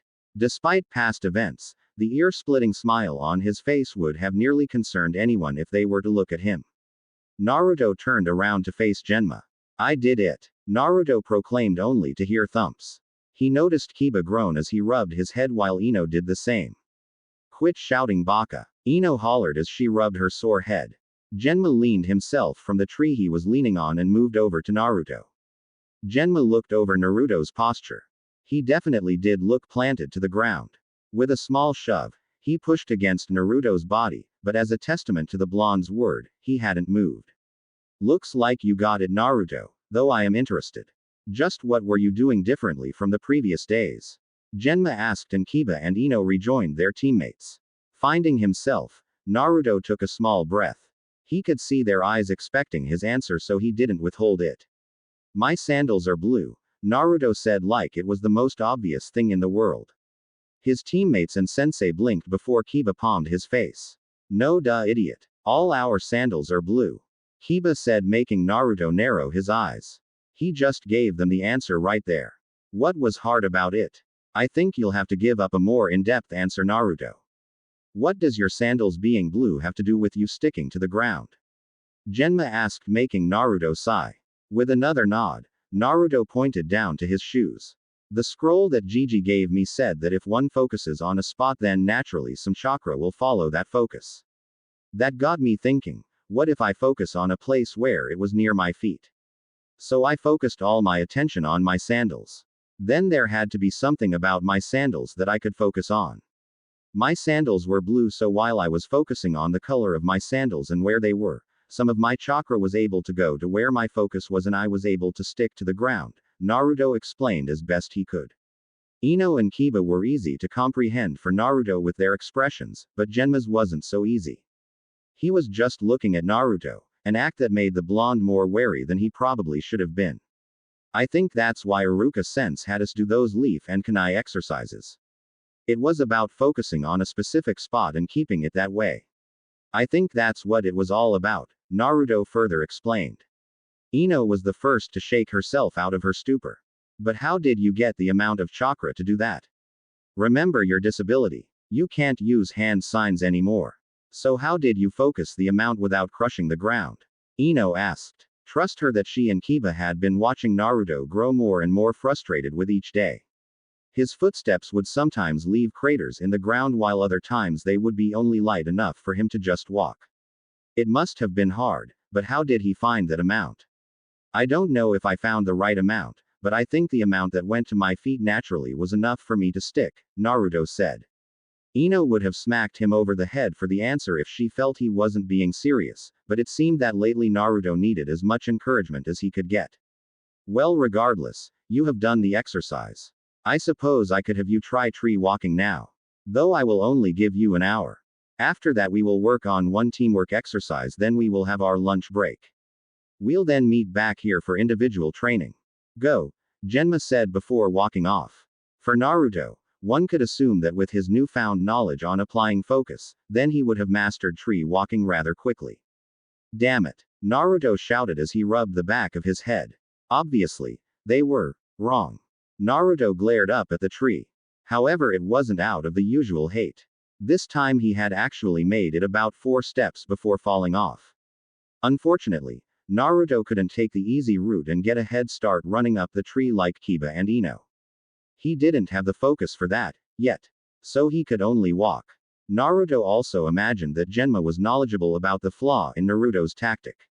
When Naruto had been walking on the ground, he had been looking directly at his sandals, so he could focus better. However, walking up a vertical, anything, it was hard to look at one's feet of all things. With a sigh, Naruto looked at the shoe print he had left in the tree. Looks like that was too much chakra. With a grunt, Naruto pushed himself up. He would have liked to practice his fuinjutsu since that was one of the things he could do more easily without hand signs. He did also want to practice with his other powers, but he felt he might have needed a better outlet than what he had available to him. He very well didn't want to be the cause of any deaths or any more destruction than he had caused. With the hour having passed by, and no progress being made, Genma gathered Naruto, Ino and Kiba together. I suppose I did say we wouldn't take any missions until you guys learn tree walking, but before all of that, Genma said as he blindfolded Ino and Naruto. He then nodded. Kiba watched their Jonin sensei tie a large piece of bamboo to Ino's arms and legs. Naruto, bend down and feel your hands for large pieces of bamboo. Genma instructed. Being blindfolded, Naruto felt around the ground for sticks of bamboo. Feeling what he thought they were, he slowly picked them up, only to hear Ino shriek as her body fell to the ground. You idiot, what are you doing? Ino asked, making Naruto frown. Picking up bamboo sticks. What does it look like I'm trying to do? Naruto asked, getting increasingly irritated with this current situation. Kiba and Akamaru grinned at the sight while Genma shook his head. I don't know. I'm blindfolded, you dolt. Ino snarled back. Naruto took a deep breath to get rid of the small headache of the day that was actually beginning to form in his head. He was about to retort back before Genma cleared his throat. Alright then, we will now commence the exercise. For shinobi, synchronization is key to any mission. Thoughts must be one as well as action. Kiba will yell out a random taijutsu kata style. You will work this out between the three of you, Genma said before leaning against a tree. Naruto tried to move his left leg, which caused Ino to move her own. With a grumble, Naruto heard Kiba shout. Academy Defensive Taijutsu Style number 34. Kiba shouted. Naruto cursed as he racked his brain for that particular taijutsu style before sighing as he slowly brought his foot back, however he gasped as Ino's right foot came forward. Both tugged on the other, sending them to the ground. Genma's sweat dropped while Naruto growled. Damn it, Naruto, would you cooperate for once in your life? That was the style with the right forward kick. Ino shouted, making Naruto snarl. No, it was a back kick to the left. I know, because taijutsu was one of the grades I was good in. Naruto called out. Genma rolled his eyes at the 10-year-olds bickering before turning to Kiba. He whispered something in the Inuzuka heir's ear before moving away. Kiba sighed as he spoke. Right kick. Kiba shouted. Naruto raised his right leg and in conjunction, Ino did the same before both kicked outwards. Right punch, left punch combo. Kiba commanded. Naruto swiftly formed a right and left punch while Ino tried to do the same. You're chaffing my skin, Naruto. Watch it. Ino growled, making Naruto snort. Whatever, was Naruto's reply. Oh, he would get his fellow blonde back for this situation as well as their damnable devil of a sensei. Naruto was going to leave them all in a quake of rubble to never be found by any form of civilization again. 20 minutes later, a bruised and battered Ino and Naruto panted as they dropped to the ground as they pulled the blindfolds off their faces. It didn't help the blonde's anger that their other male teammates laughing his off at them both. Why did you kick like that when he just said kick? You just had to kick straight. Ino shouted while Naruto growled. Maybe if you weren't always trying to do your own thing and just let me guide you, then we would have done it, Dadbeo. Naruto shouted before snarling. Genma looked between the two of them before sighing. 2 years with this team. It just didn't seem possible in Genma's mind. Looking over how Kiba was commanding them, Genma could see where it was most likely something was going to go wrong. Suddenly Naruto shot to his feet. Fine, it's my fault. It's always my fault when things don't go as they should. Fine, go ahead and blame me for everything. That's the only good anyone in this damn village can do anyway, besides trying to drown people just for existing. I bet you would want to do it right now, wouldn't you? Well, screw you, Ino. Naruto shouted before he spun on his heel and stomped off. Ino was in too much shock to be surprised at Naruto's outburst. Genma narrowed his eyes as he pushed himself off the tree. Naruto, this was an exercise. Mistakes are bound to come up. I made this to merely help you all grow as a team. No matter what happened, it was impossible for you to get it right immediately, Genma said, making Naruto snarl. Don't sugarcoat it, sensei. You just want to fail me like all the rest. I'm just a menace after all. Naruto growled out as his form got smaller and smaller. Oi, Naruto, where are you going? Kiba hollered. For as long as Kiba had known Naruto, the blonde had been rather happy-go-lucky sometimes. Outbursts from Naruto were rather few and far in between. Even with some of the blonde's more feral-like behavior which, Kiba admitted, drew him to the blonde, he still wouldn't be so angry as right now. For Kiba, who had seen Naruto as a rival and as a friend, it wasn't so out of the ordinary for him to be concerned. It's none of your business. Not like you all would care anyway. Knowing my luck, the three of you would stab me with a kunai in my back, Naruto said with a small glare before he walked off. Kiba quickly moved to lose the distance that Naruto gained over them, but a hand from Genma stopped him. Kiba turned back to his sensei. We'll leave Naruto to his thoughts for right now. We have an hour lunch. If he doesn't come back, then I'll get him. For now, let's just leave him his space, Genma said with a sigh. Truthfully, he didn't want to leave Naruto alone now that he was convinced the blonde had suicidal tendencies, but he didn't want to make the situation bigger than it was. Then again, Genma could also understand why Naruto would be short with just about anyone. This was going to be a long 2 years. Meanwhile, Naruto growled as he entered Konoha's streets. He disregarded the stares of anger and, dare he say, fear as he stomped through the crowds. I made this merely to help you all grow as a team, were the words that constantly rang through Naruto's mind. Help. Naruto didn't need any more help. Help them all grow. What a joke. More like help Ino and Kiba grow while Naruto just made them look good with how much of a loser they were going to make out of him. Naruto admitted he was an idiot at times, but he was no one's fool. Suddenly Naruto stopped walking. He looked up at the sky for a moment before he sighed. He then felt his stomach grumble. Of course, doing all those exercises that Genma had made their squad do would have left Naruto hungry. Well, he had put it off enough.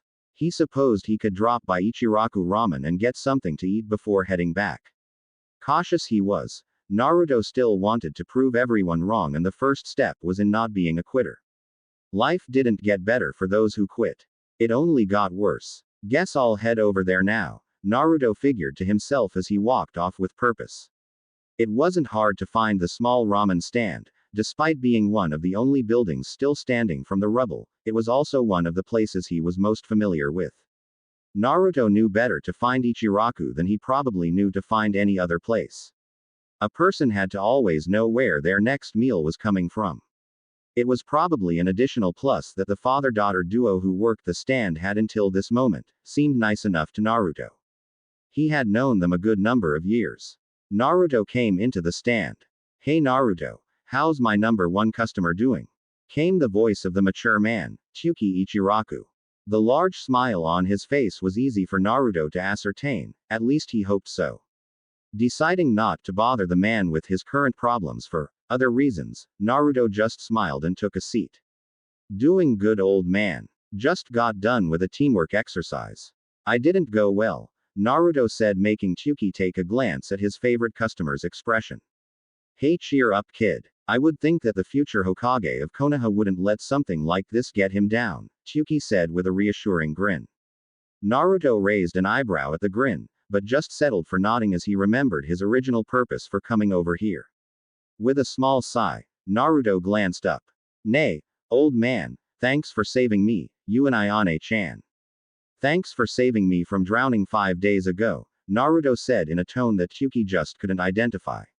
He couldn't tell if Naruto was either happy to be saved or sad that such a thing occurred. If Tsuki were honest, him and Ayame saving Naruto hadn't been mere coincidence, but it hadn't been planned either. They had seen how some of the villagers had been treating Naruto that day. They had even participated in some of the festivities. However, Ayame had made an offering that she and her father would go home to get the special coupons from their home that they wanted to give to Naruto, so they left. They had only returned just in time to see the masses carry off the unconscious blonde into the woods.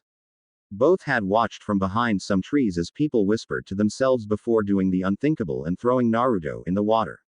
Tsuki and Ayame had always known Naruto could swim well. Hell, on one of their off days they actually helped Naruto with swimming lessons. Something about a fantasy of swimming in a broth of ramen or something like that. Nevertheless, they were surprised when Naruto didn't surface. Like a bat out of hell, Ayame dashed from the trees shouting obscenities at the villagers before, without regard to her Ichiraku uniform, dove into the water with Tsuki right behind her. Both pulled Naruto from the water only to watch him gurgle water from his mouth. They ignored the look of hatred sent their way as they tried to get Naruto to the hospital. It hadn't been one of the best days Tsuki and Ayame could say that they witnessed. It was actually one that they feared. They should have been more alert. That was all they could have thought about. Think nothing of it, kid. I can't apologize enough for all of that. Just happy you're alright. Here, sorry it's so late, but we wanted to give you these, Tsuki said, placing 10 coupons for free ramen in front of Naruto. Naruto looked at them and couldn't resist the small smile on his face as he grabbed them. Maybe he was just being an idiot and overthinking everything. Here, kid. No coupon. This one's on the house. Eat up. It's something new I'm working with, Tsuki said, placing a piping hot bowl of ramen in front of Naruto. The scent drove Naruto mad with desire as he broke his was ready to dive in and take a bite before the door in the back opened. Hey Tsu-san, I'm back from the mark. Naruto-kun. Naruto looked up to see Tsuki's daughter, Ayame, looking at him in surprise, worry, and something else that he couldn't identify. You're all right, Ayame said as she grabbed Naruto into a hug. Naruto groaned as he felt the air escape his lungs. Aya, me, Chan, yo, crushing, me. Naruto exclaimed, making Ayame let him go as he fell back to his seat. Naruto coughed as he dropped down. How are you feeling, Naruto-kun? I was worried about you, Ayame said, making Naruto frown. How was he? He was tired and sick to his stomach from the constant reminder. I'm all right, Ayame-chan. I just wasn't careful enough. It was my fault, but thank you guys for saving me. I really mean it, Naruto said, making Ayame nod. You're welcome, but no. It's not your fault, Naruto-kun, it's those damn people, Ayame said, making Tsuki narrow his eyes. Ayame. Watch your mouth, Tsuki said, making Ayame scratch her cheek. Gomen Tsu-san, but it's true and you know it, Ayame said. Tsuki wasn't about to fault her for her logic or for her feelings on the matter. Especially not since he felt the same way about the situation. Well, it was a tragedy avoided. We have our favorite customer right here about to eat my newest addition to the menu. You'll like it, Naruto. It's to die for, Tsuki said, making Naruto shake his head with a small chuckle. Tsuki and Ayame smiled as they watched Naruto slip his chopsticks into the ramen. With a small grin, Naruto slurped up the noodles. Ah, the broth was awesome. It was amazing. So were the noodles. Everything about the dish was amazing. Dare Naruto say this dish was heavenly. Suddenly, Naruto paused. His throat, it felt hot. It also felt dry. Naruto coughed as his eyes began to water. With a heavy cough, Naruto lurched forward and grabbed his throat. He let out another cough as the burning sensation in his esophagus clutched itself together like a bug to a tree stump. Naruto widened his eyes as he looked back at Tsuki and Ayame. The two continued to smile. What do you think of my new recipe, kid? I worked hard on it, Tsuki said with a wider grin. Naruto shivered in place. He worked hard on it. Tsuki actually planned this. Even them, everyone. Everything. Nothing. It was all here. Tsuki and Ayame widened their eyes and gasped as Naruto pushed the bowl of ramen away and staggered back. His terrified eyes stared into their own as he grabbed his own throat. Naruto-kun. Naruto-kun, are you alright? Ayame asked as she held out a hand. Naruto quickly shied away and ran off down the street, the terror in his eyes evident. Naruto-kun. Wait, Ayame shouted, but Naruto was long away from their view.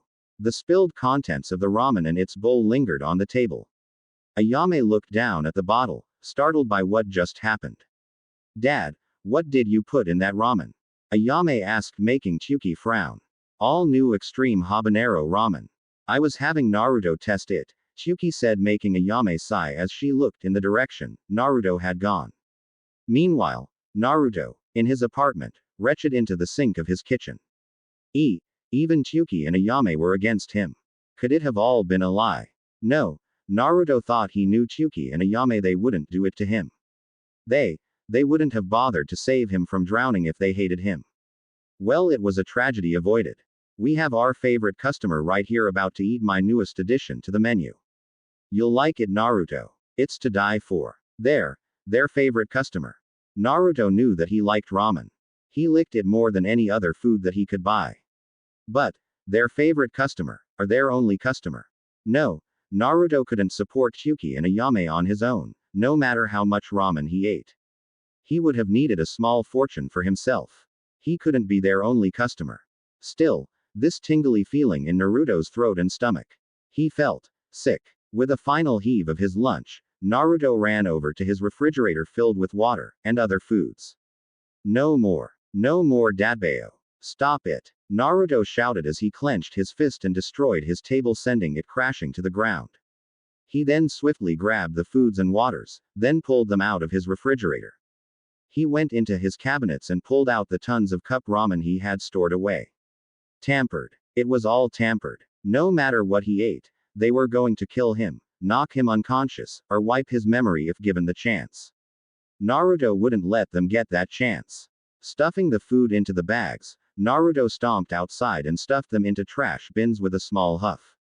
Naruto marched back into his room and closed the door. A small glare rested upon his face as he tightened his fists. Naruto gasped when he looked down and noticed the white orb surrounding his fists yet again. With a hard swallow, Naruto took a deep breath and calmed himself. He slid down his door before he rested on the ground.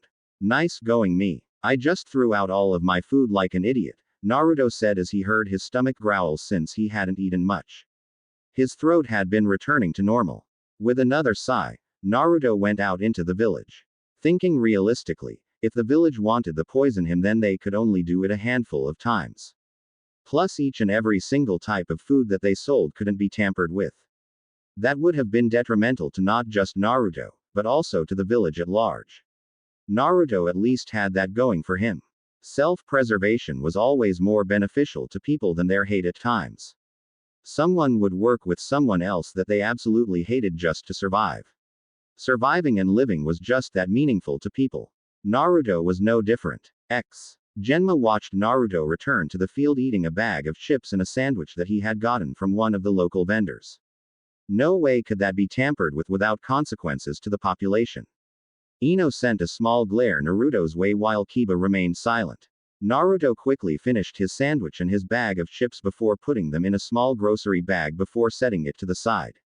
Seeing his team together, Genma sighed. We all thinking rationally now. Everyone calm? Genma asked. Kiba nodded and so did Naruto. Ino sent a glance to Naruto, but sighed and nodded as well. Genma flicked his senbon through his mouth. Looking at the three genin, Genma closed his eyes. Good. 20 laps, Genma said, making the three look at him in surprise. Naruto, you left before your commanding officer could dismiss you. A shinobi going off on their own is a flight risk under any circumstance. Ino, you disrespected a teammate, which could lead to not only the failure of a mission, but also the death of your entire squad. Kiba, you saw both your teammates arguing and did nothing to remember the task at hand. All three of you have formed errors and will be punished accordingly. Now start your laps, Genma said to them. Naruto ran past Kiba and Ino and proceeded to start his laps. Ino and Kiba slowly started behind him. Genma watched them go. He bent down and picked up several rusted kunai. This was punishment, not standard practicing. After their 20 laps, Naruto, Ino and Kiba continued to glare at their sensei with as much hatred as they could muster. Genma just smiled at them before clapping his hands. Alright, now then, let's all kiss and make up. Naruto, Kiba, Ino, apologize to one another. I mean, you don't have to. I always wanted to run around the Konoha walls 40 times with some of my friends firing Kaden techniques at me, Genma said, making Naruto, Ino and Kiba gawk. Even Akamaru whimpered at the imposed threat. Sorry Ino. Sorry Kiba, Naruto said, though his very being told him to resist doing so. Sorry Naruto. Sorry Kiba, Ino apologized as well. Swiftly Kiba followed in suit of his teammates and apologized as well, making Genma give a somewhat pleasant smile on his face. Well, I suppose tomorrow we can start individual training now. I would have you all refine your chakra control, but we can hold that after we're done with our lesson here. After that I will assess your affinities. Naruto, you first, Genma said, making Naruto firmly nod. He had quite a bit of frustrations he would have liked to release on his Jonin instructor. It couldn't have even been called a spar. For Naruto, it was actually, and with a side of humility. If Naruto could say one thing, it was that their Jonin instructor, despite his laid-back attitude, was the real deal. Now Naruto was an even bigger huffing mess on the ground while Genma just looked amused as a result. If there was one thing Naruto thought about himself, it was that he was a rather adept fighter. Being alone had a way of hardening one's desire to fight to prove their worth. Naruto had to surmise that for Genma this was nothing but a child trying to show power to an adult. It just wasn't there. Ayame walked with purpose through the broken streets of Konohagakure. As she looked around, she couldn't help sighing at the destruction. A mere series of unfortunate circumstances at best. She was relieved that her father's stand wasn't ruined by the surrounding debris, but it didn't make her feel any better that some people were homeless, without power, or without workable plumbing. Though if Ayame was feeling a little vindictive, she would have said that it was merely the village's karma for ruining a certain someone's birthday with their cruel lies. She couldn't imagine the swirl of feelings in Naruto right now. Well, that was her destination in mind actually. Once Naruto stormed out of the ramen stand with something akin to fear in his eyes, Ayame had been worried about him through the hours. It had affected her work in some areas, which had her father telling her to go and check on the blonde. He also asked her to send Naruto an apology from him for the predicament he had put him in. Ayame decided to do so. Just for courtesy, she wanted to give Naruto an apology as well. She knew the blonde's love for particular miso ramen, which she had in a bag. A sort of peace offering, if you would. It wasn't hard to find Naruto's apartment. Ayame had been there multiple times in her life. Sometimes for giving Naruto takeout, and other times for some of the blonde's other birthdays. Actually, Ayame had been going so many times that Naruto had the Sandame actually make another key to his home for Ayame and Chuki if they wanted to pop in. Okay Ayame, you can do this, Ayame said with a firm nod as she walked up the stairs. Quickly finding Naruto room number, she knocked on the door. Naruto-kun, are you there? Ayame asked. No response once she waited for a few moments.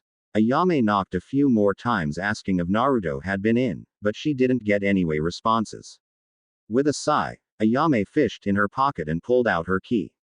Quickly opening the door, Ayame stepped inside and gasped. Her eyes beamed in on the destroyed remnants of Naruto's table.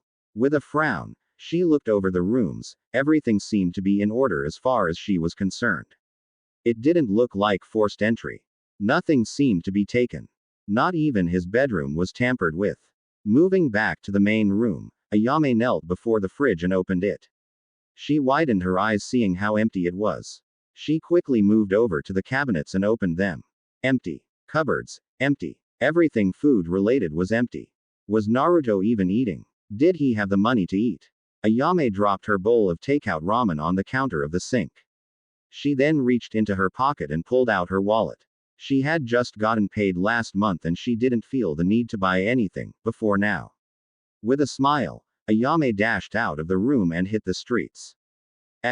Meanwhile, Genma looked at Naruto with an interested expression.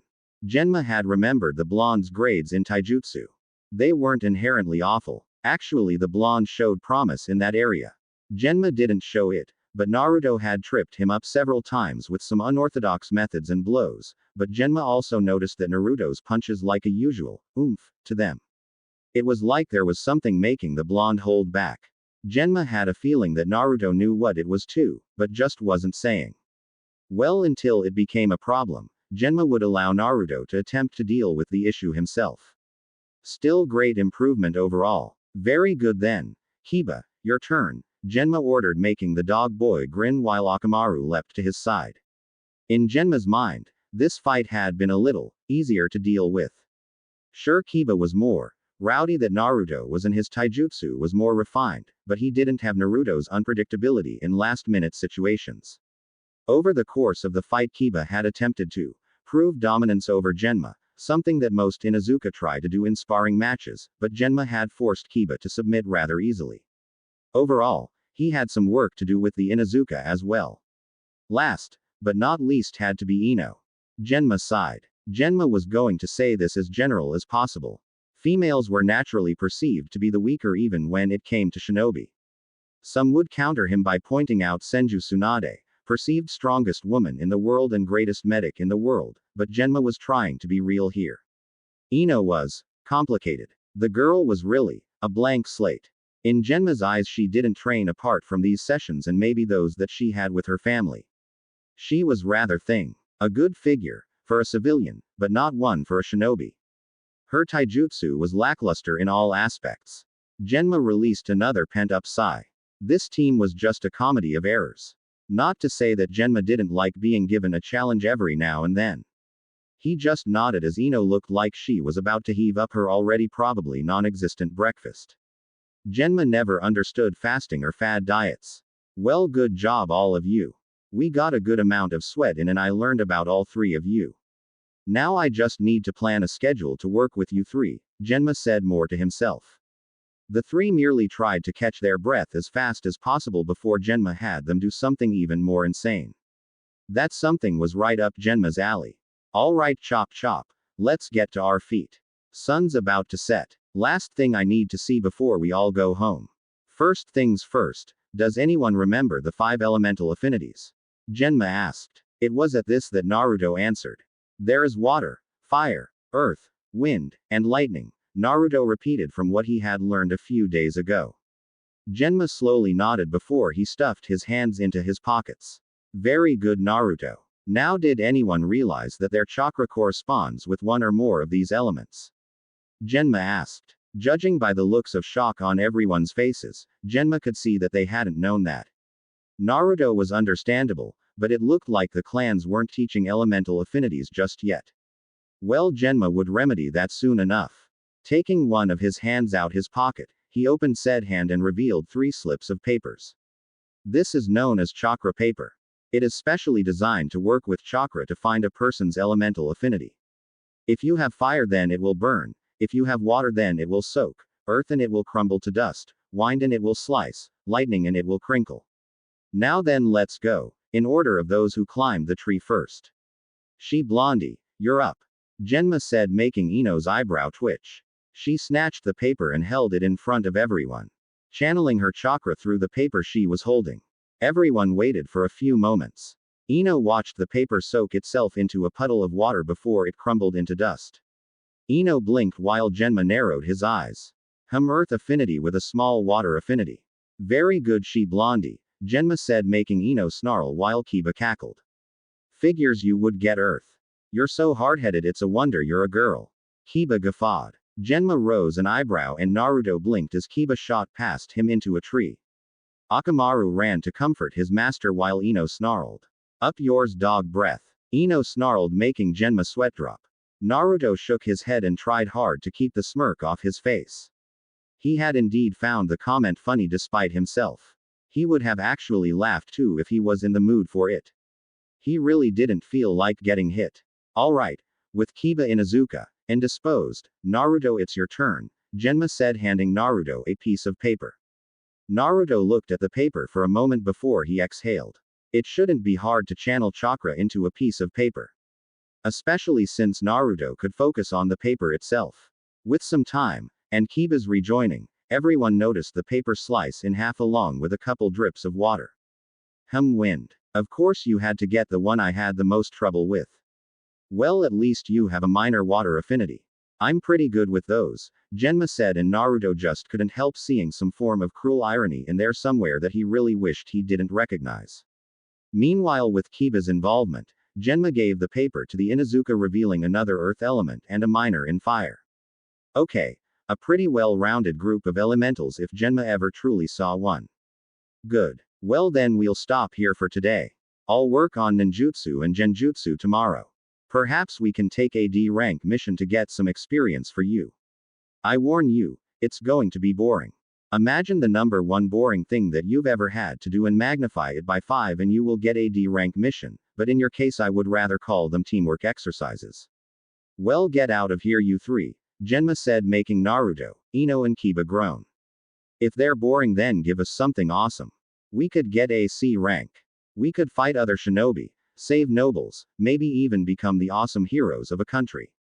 Kiba said. Genma would have laughed if he didn't find the statement so ridiculous. First, The three of you can't do AC rank because AC rank requires a number of D ranks, and as I said earlier, you must consider that D ranks are teamwork building exercises. I'll be honest, your teamwork sucks as demonstrated by the three of you earlier today.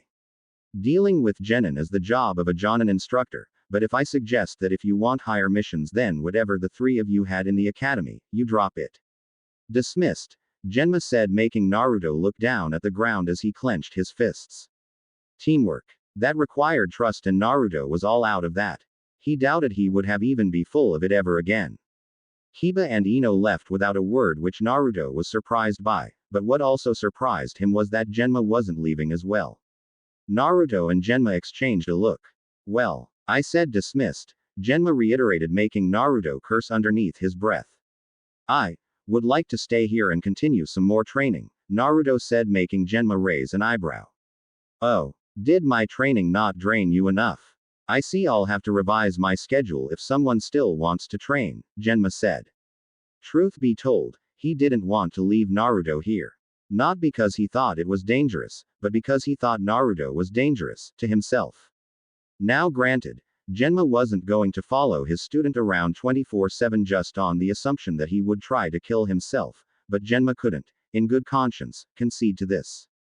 Naruto shivered at the prospect of more of Genma's training, but he really wanted to work on his powers back in the special place he had found 2 days ago. It had actually been an accident when Naruto tried more experimenting, but he had found a rather interesting place where he figured he could train without any distractions.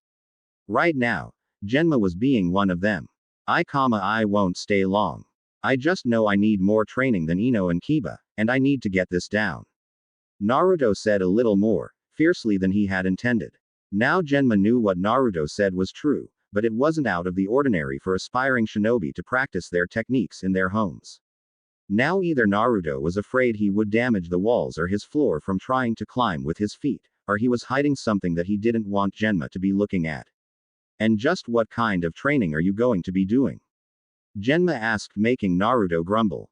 Tree walking, leaf balancing, and some shuriken jutsu. I might not have the best control of my chakra, but I can still work harder than anyone else. Is that enough? Naruto asked suspiciously. Normally he figured that a Jonin sensei would be happy that a student was trying to get in extra training, but then again the normal didn't happen around Naruto. No way was this man concerned about Naruto's well-being. He didn't even truly know Naruto, but Naruto doubted anyone did. Was the Hokage sending him to spy on Naruto? Was he keeping tabs on Naruto for the council? Was he so vehement about Naruto not being here that he had to go home to expect something? You just want to hold me back, don't you? Naruto asked lowly. Genma frowned as Naruto huffed. Of course you would. You're no different from the academy teachers. No one ever wants me to improve. Not you. Not the academy. Not Hokage Gigi. Not anyone. Is my life a game to you? I bet if I was Sasuke you wouldn't have thought twice about me training here. We're both orphans, why am I treated like this by all of you? Well, forget you. Naruto snarled out before he turned and stomped away, leaving Genma in the field. The Jonin sensei merely gave a hard sigh and rubbed the back of his head. Just great. This was going to be harder than Genma thought. Naruto was pissed off. He was actually so pissed he ignored the looks from the villagers as he made his way home. HMPH. Screw them. Screw all of them. I know I can be awesome. I don't need them. Naruto thought to himself as he marched up the stairs to his apartment room. Great. Now he was going to have to sneak to his spot to train. Well, Naruto would just grab some food from nowhere. Shoot. I threw it all away. Naruto panicked as he slumped his shoulders. In his anger he had done the most stupid thing he could have done. Fishing out his keys, Naruto slowly opened his door and walked through. The first thing Naruto took note of that surprised him was Ayame sleeping on a new table in the middle of his room. Naruto would have screamed on her intrusion of his space if he didn't remember he had given her a spare key for deliveries or drops like that. She seemed to be sleeping now that Naruto could see. He narrowed his eyes at the bowl of ramen in the table. Forgive him, but he really wasn't in the mood for ramen after today. Still, Naruto looked over his house and the various rooms. Everything seemed to be in place. He then opened the cabinets to find them stacked with various foods. The same was said for his refrigerator. It was filled with water, juice, and various other foods that could be cooked at Naruto's convenience. Did she buy all of this for me?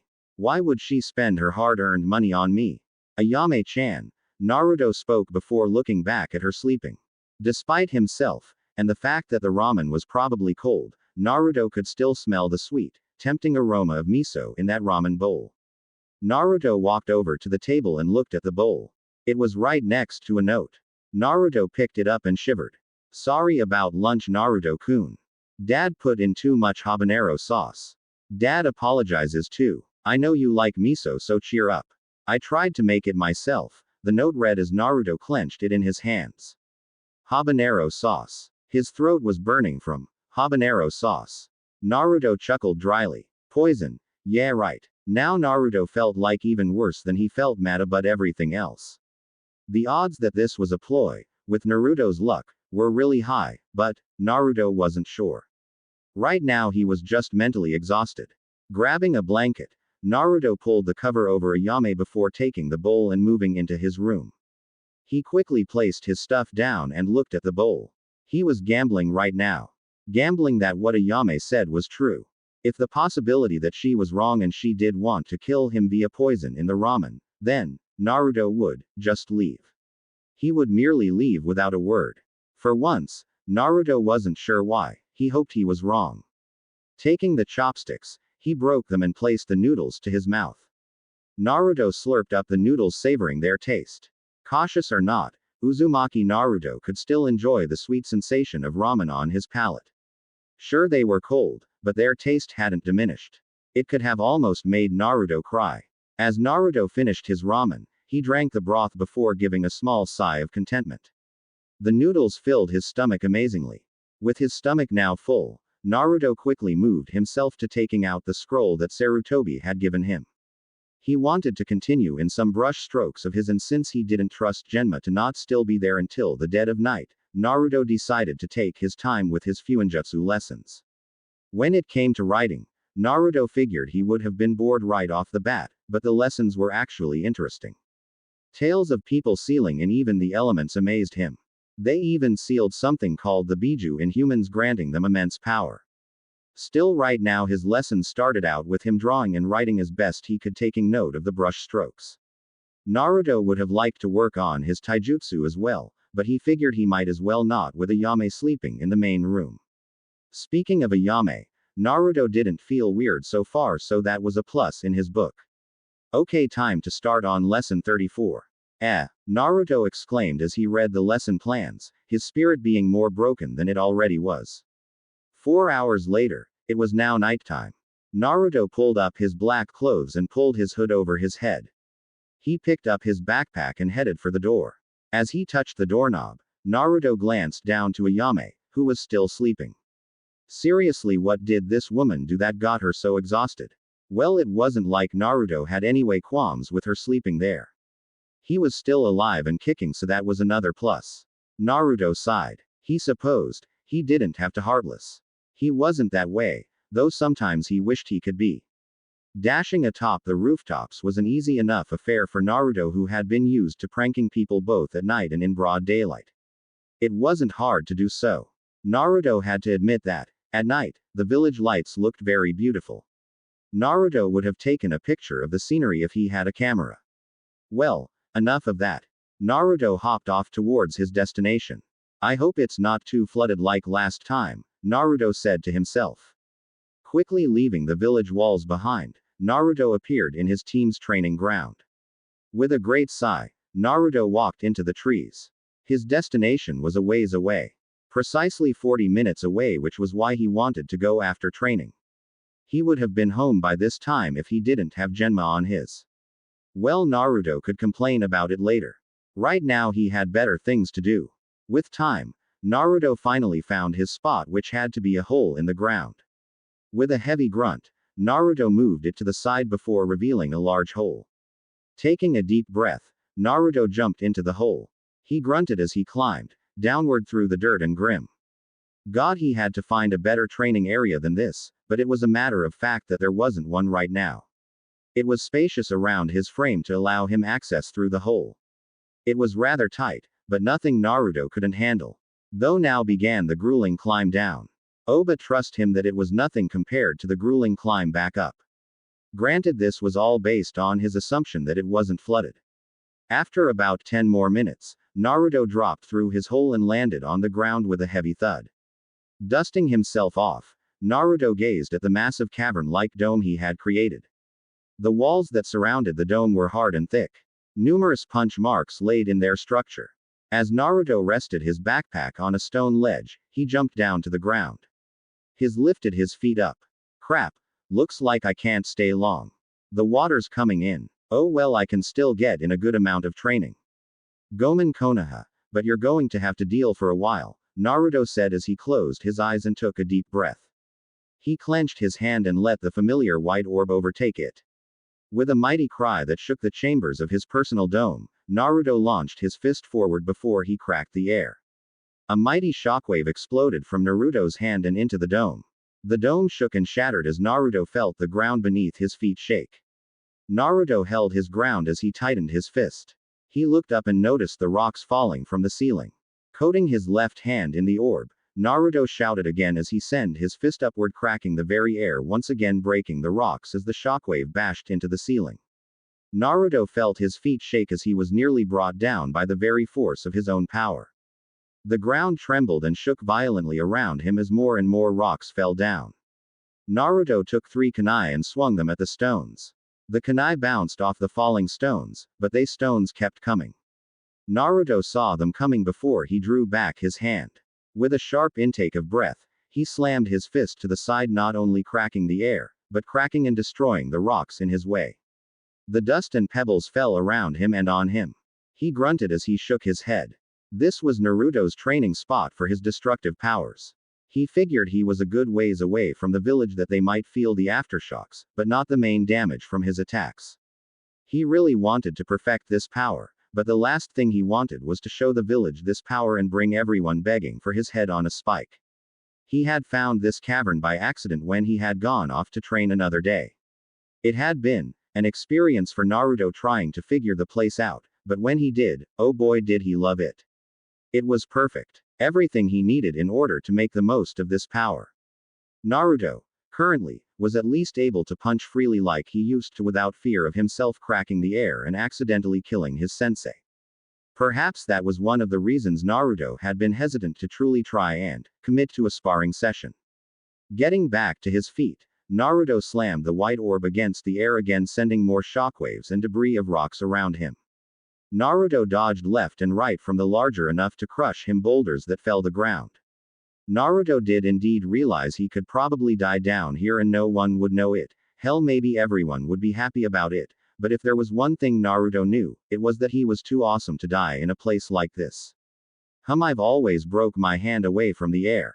What happens if I hold it? Naruto wondered to himself. With a small breath, Naruto crossed both his arms. The cavern felt mysteriously calm as Naruto closed his eyes. He then swiftly opened his eyes before forcing out his arms to both sides. The cracking of the air rang in his ears as he held his stance there. Naruto could feel the cavern shake even more violently than before.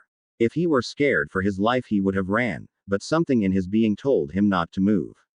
The walls around his exploded and vibrated. Naruto watched hot steam shoot from the ground around him. Even the water at his feet was starting to shake from the various vibrations Naruto sent through the fault lines of the ground. The cracks along the floor and the cave walls became apparent as all around Naruto, rocks fell, picking up more and more dust. Naruto tightened his fists as the sweat dripped from his face. He could feel it. He could feel it in his body, the power resonating through his arms and hands that made this happen. Meanwhile, people in Konoha screamed as some fell to the ground in once beautiful lights that lit up the Konoha scenery now flashed left and right as a warning of danger. Men and women dropped to the ground. Some parents held their children in fright as the earthquake ripped through the land of fire. Newly repaired buildings slowly started to crumble away and into the ground, making some people gasp in surprise and shock.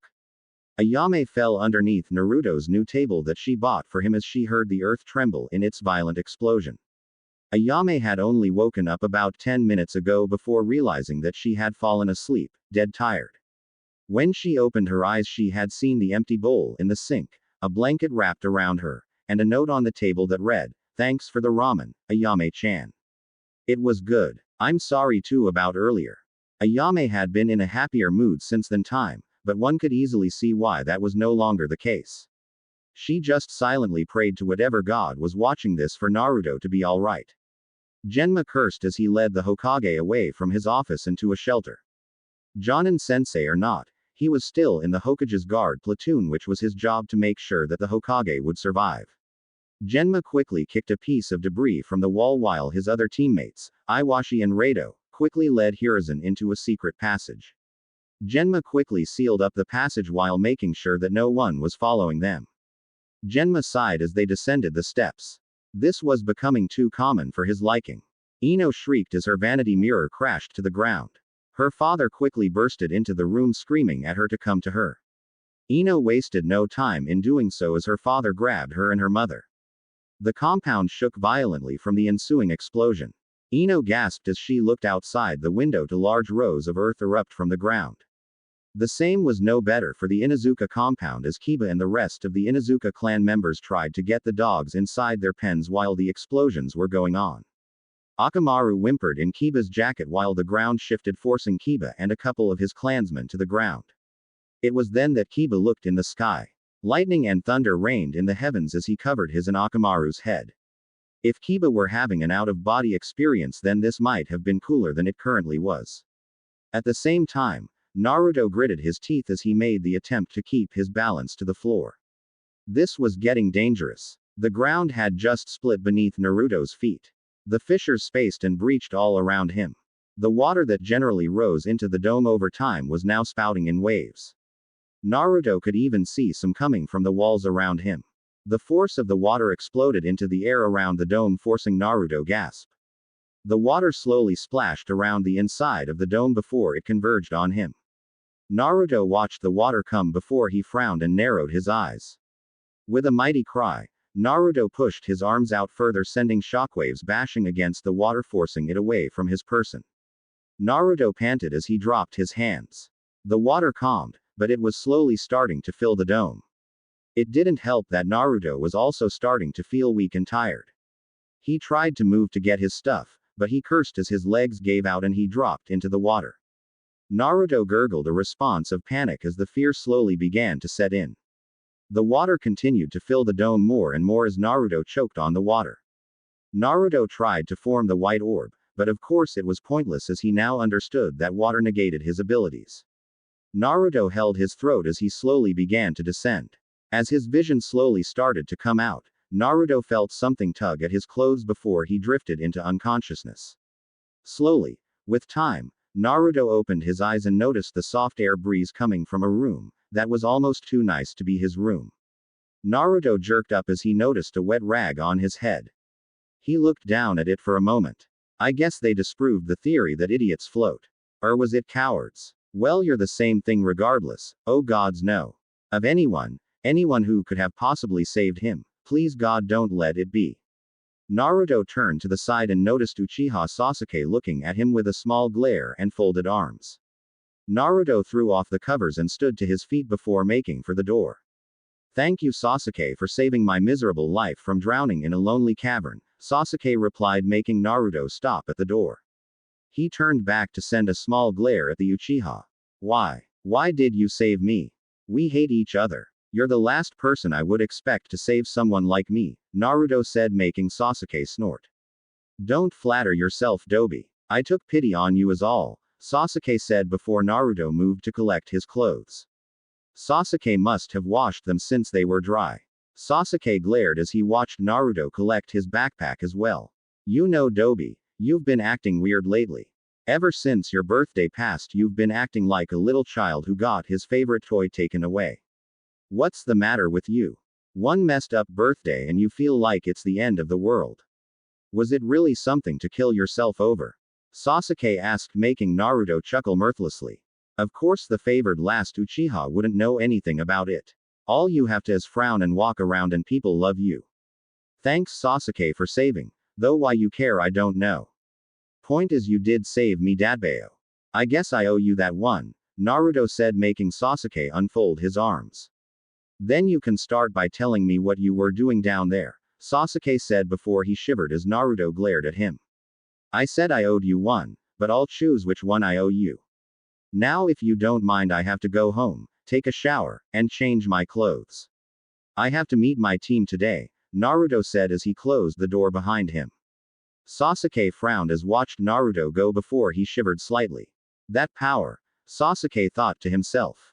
As Naruto opened the door exiting from Sasuke's apartment, he stopped. He dropped his bag and looked at the nigh apocalypse that ripped through Konoha.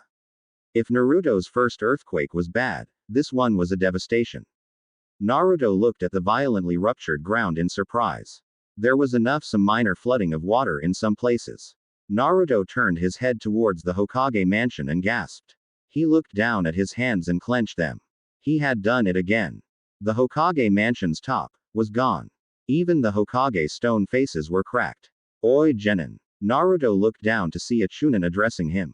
One that he had never seen before. All Genin and their Jonin instructors to training ground number 44 on the double, the Chunin said before he dashed off while Naruto watched him go.